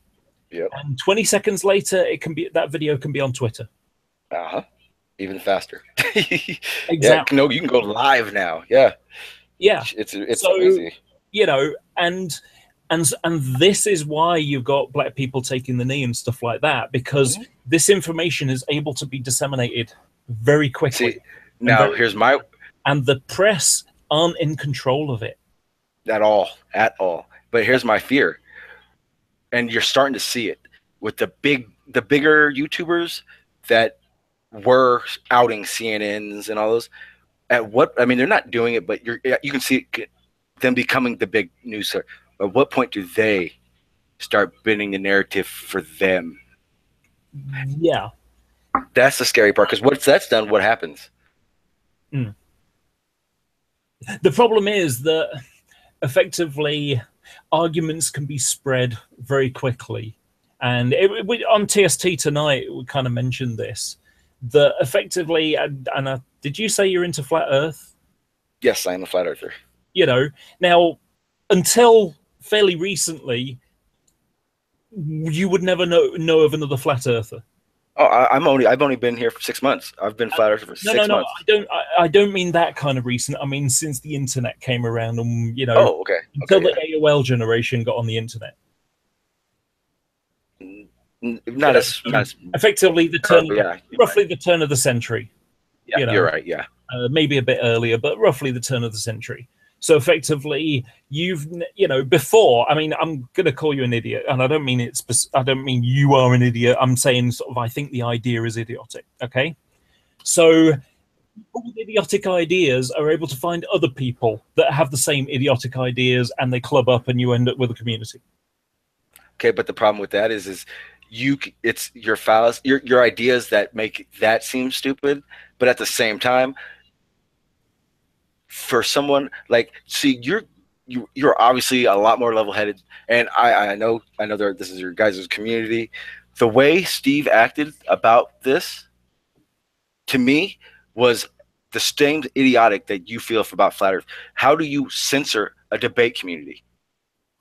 The realization it was a little odd. I bit that. But the realization I was his entertainment. But what he didn't expect is that I think I have a brain, and I personally would rather say I'm a flat earther. And if you have experience at something and you can give me some knowledge, I'll take it in. There are others that don't do that, and that's what I think he counted on. It didn't offend me as much as I said, damn, that sucks for all that community whose spokesman is telling this person, and it's not, I don't care how he feels about flat Earth, but to compare 9/11 to the Holocaust deniers it's a slap in the face. I don't think he did that in that post. He just said you couldn't talk about 9/11, conspiracy, or flat Earth. They couldn't promote. No, I promise you, he said not the 9/11 conspiracy is the same as basically Holocaust deniers. That's exactly what he said, because my exact words are, my grandmother's Jewish and I have family in New York. Okay, can you show me the post where he said that, or did he say it in the stream? I can. No, he said it on. He said it in the post. I think I hate to sort of say this, but maybe this is something you should talk about after. Yeah, okay, you're right.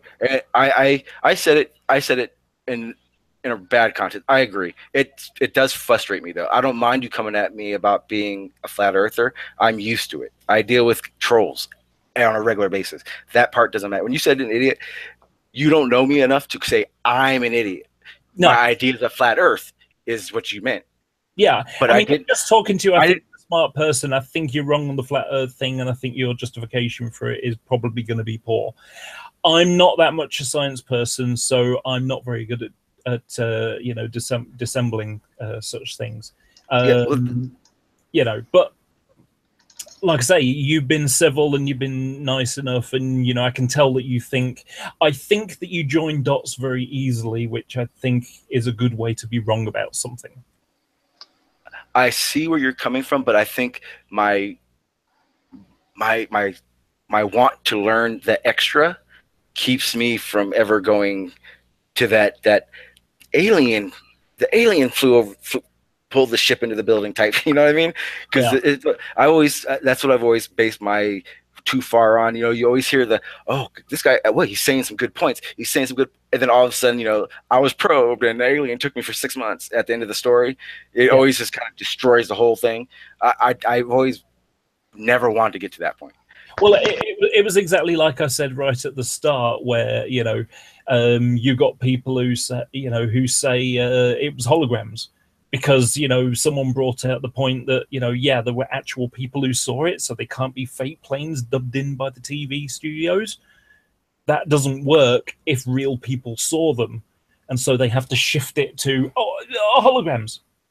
You know, they got to invent technology that doesn't exist.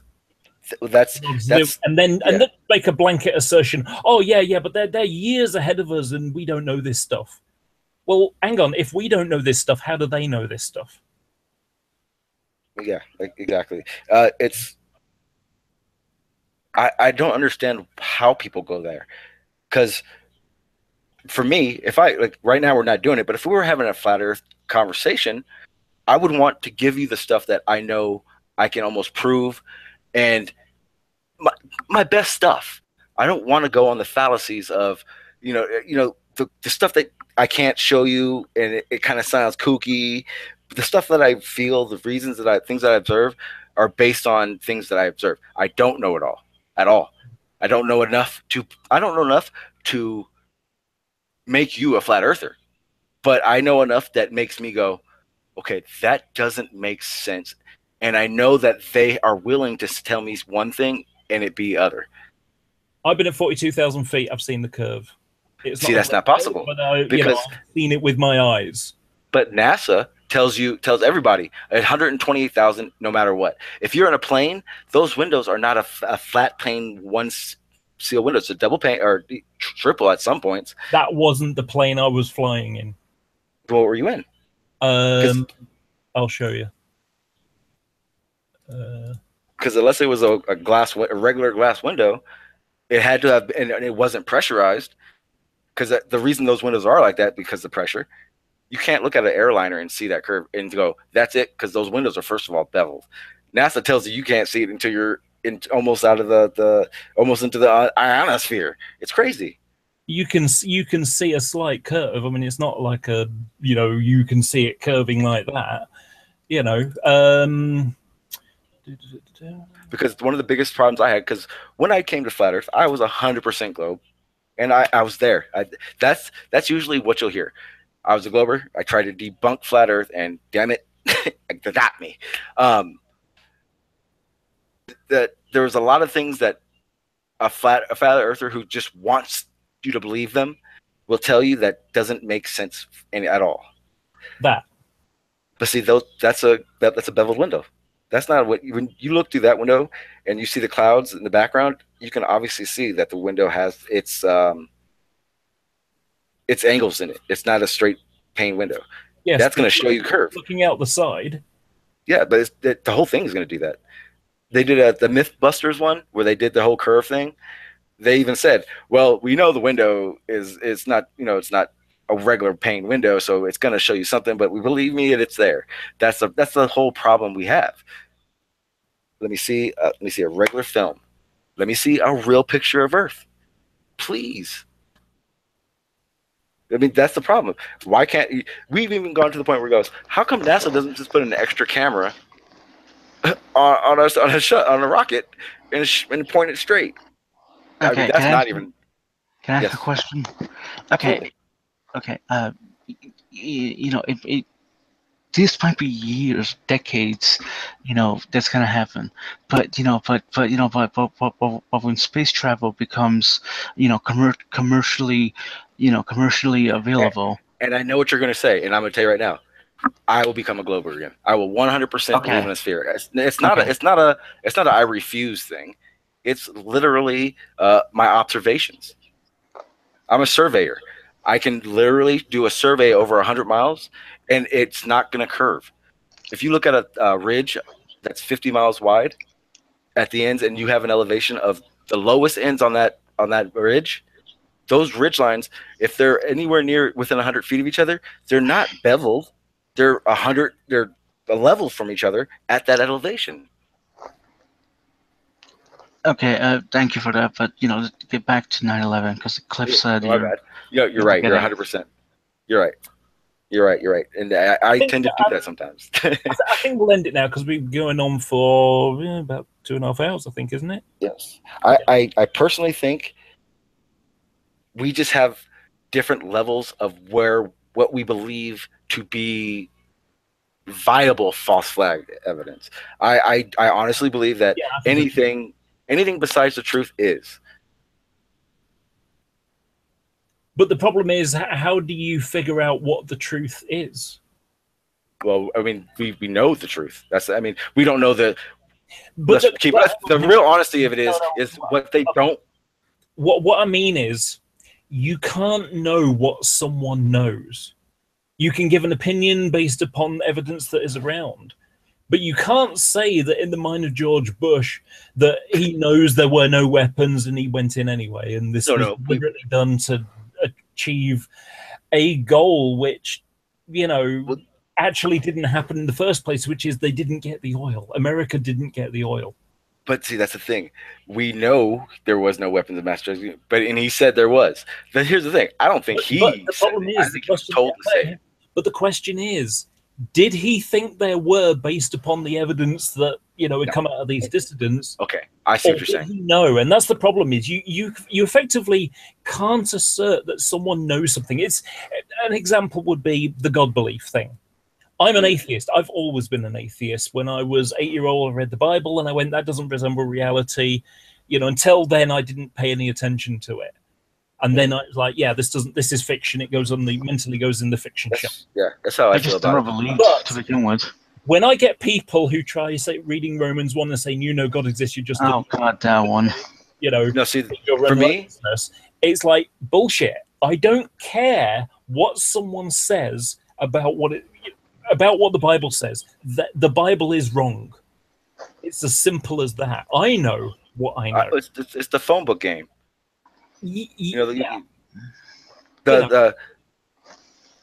the problem is that yes, we can have bits of evidence about this, that, and the other, but how do you know what a politician knows? You can make a judgment, but you can't say for sure. You have to be a mind reader. You have to be a mind reader. But now I must say, I perfectly agree that they took advantage of the situation and said, you know what, we're going to be having a war. Let me just make sure I buy some shares in that company. Because not only could I get shares in it at a reasonable price, but I can quite possibly, because I've got this ability to nudge the president in one direction or another, make sure that this company gets the contract. It was just a series of coincidences. Yeah. I don't think it's a series of coincidences. I 100% see what you're saying. At very least, you have to say that I'm on the building blocks to. I mean, nothing I'm saying is not true, and I can see where a lot of people come out and try to do this with falsified evidence or falsified statements. And I think that's why it's so justified to me, because I strive to not do that. Where, like what I said in the beginning, I'm not going to the buildings because there's not enough. I don't know enough about those buildings, and it would be me making bits and pieces to. Oh, you broke up there. Yeah. I was just saying that I didn't use the buildings because I would have to falsify something in it to work with mine. But I base my belief on it, and maybe because I do that, or I don't use anything that I can't really use, like concrete wise, that my level of what a false flag is so much lower than yours because of that. Where a normal false flag is wrapped around these extravagant reasons and ideas of what's happening. The biggest problem I have with such things is, and I mentioned it in brief earlier, which is, we know, because people use their mouths and talk about things quietly or otherwise, that, Kennedy had affairs with other women. And we know that, Bill Clinton couldn't keep his, pants on, when it came to Lewinsky. And, we know that, the Watergate thing and so on. We have these bits of information because officials are really bad at keeping their mouth shut. They just mention something, over dinner or maybe while they were drinking a bit too much to someone, and next thing you know, the press finds out about it. And then they explore a bit further and they find more and more and more evidence, and this is what's going on with this Trump stuff right now. It's the same kind of same. Would you then say you may have a lot more idea of why you feel the way, but the issue I had more than justifying my false flag is how many of those people in that simple little poll said they believed it and didn't know why they did.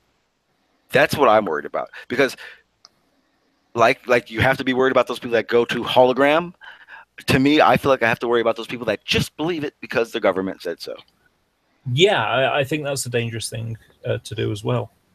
And I think one of the dangers is that because, I think in modern times, especially that now that we got 24-hour news going on, that there's too much information for people to look through.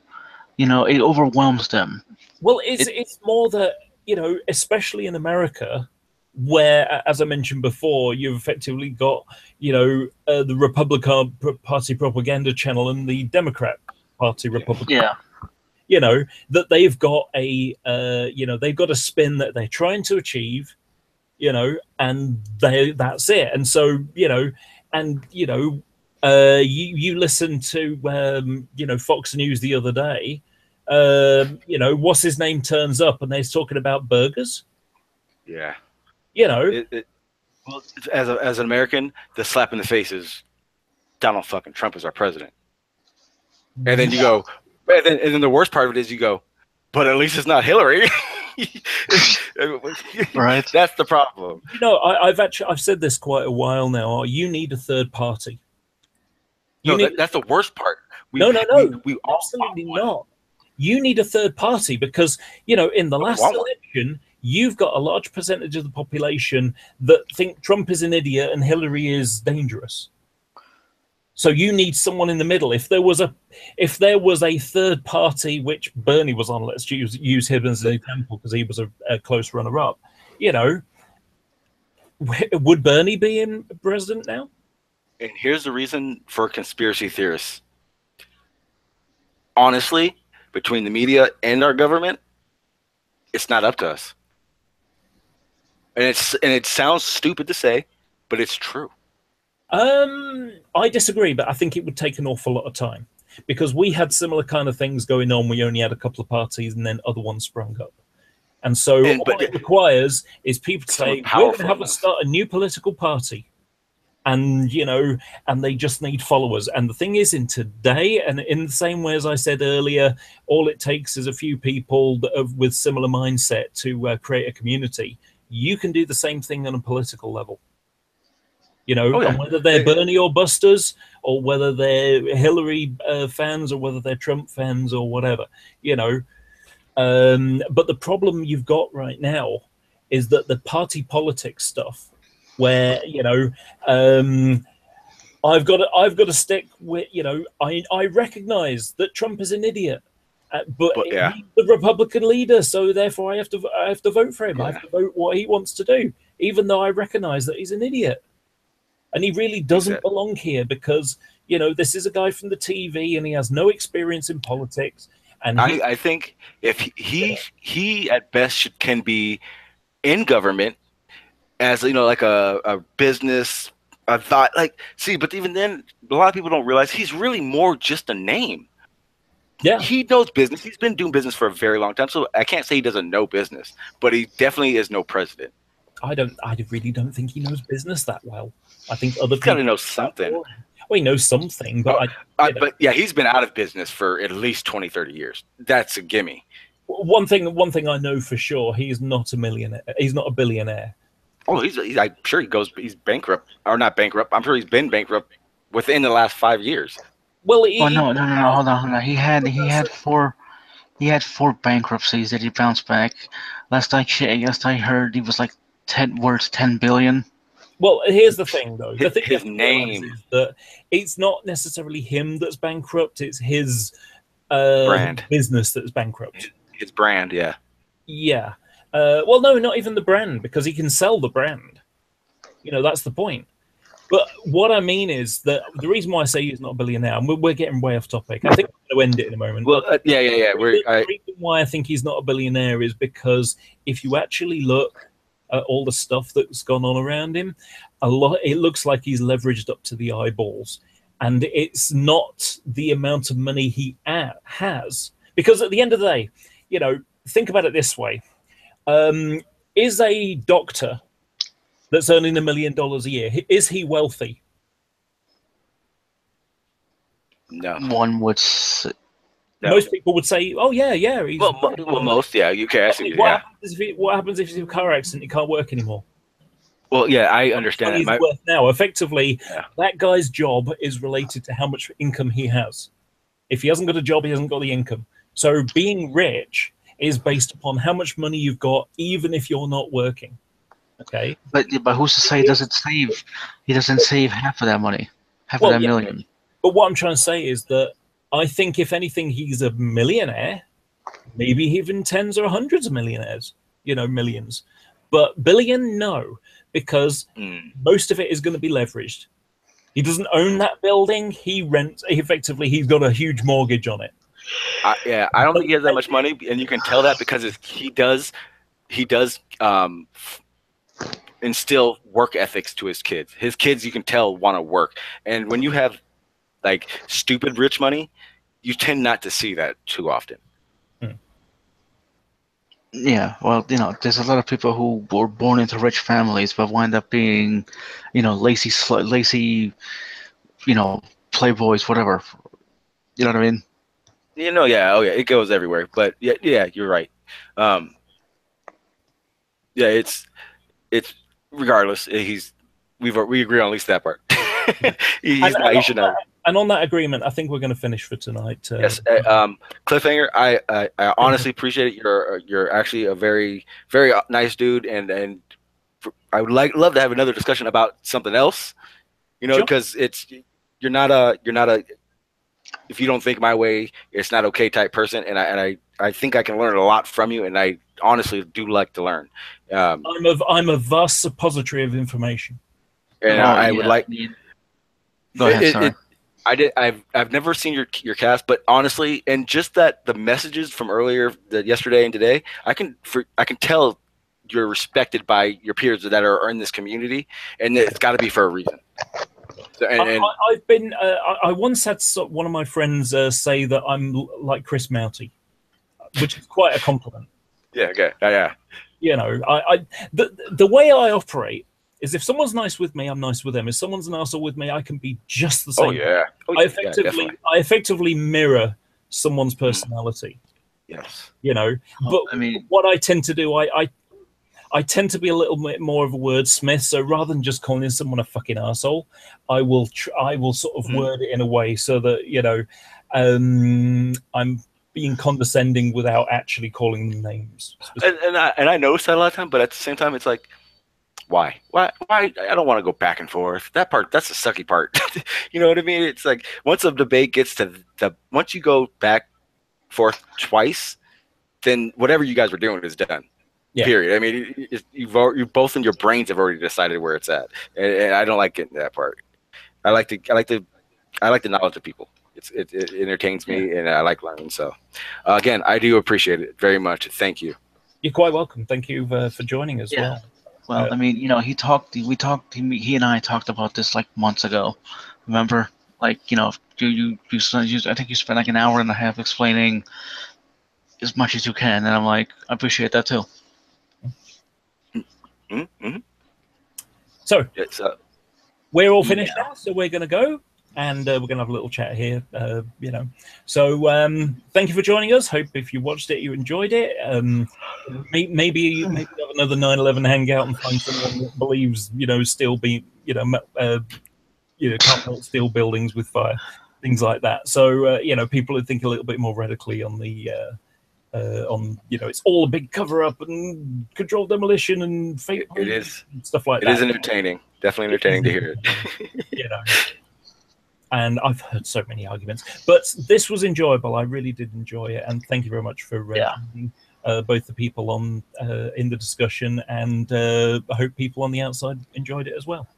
So thank you very much. Bye bye, everybody.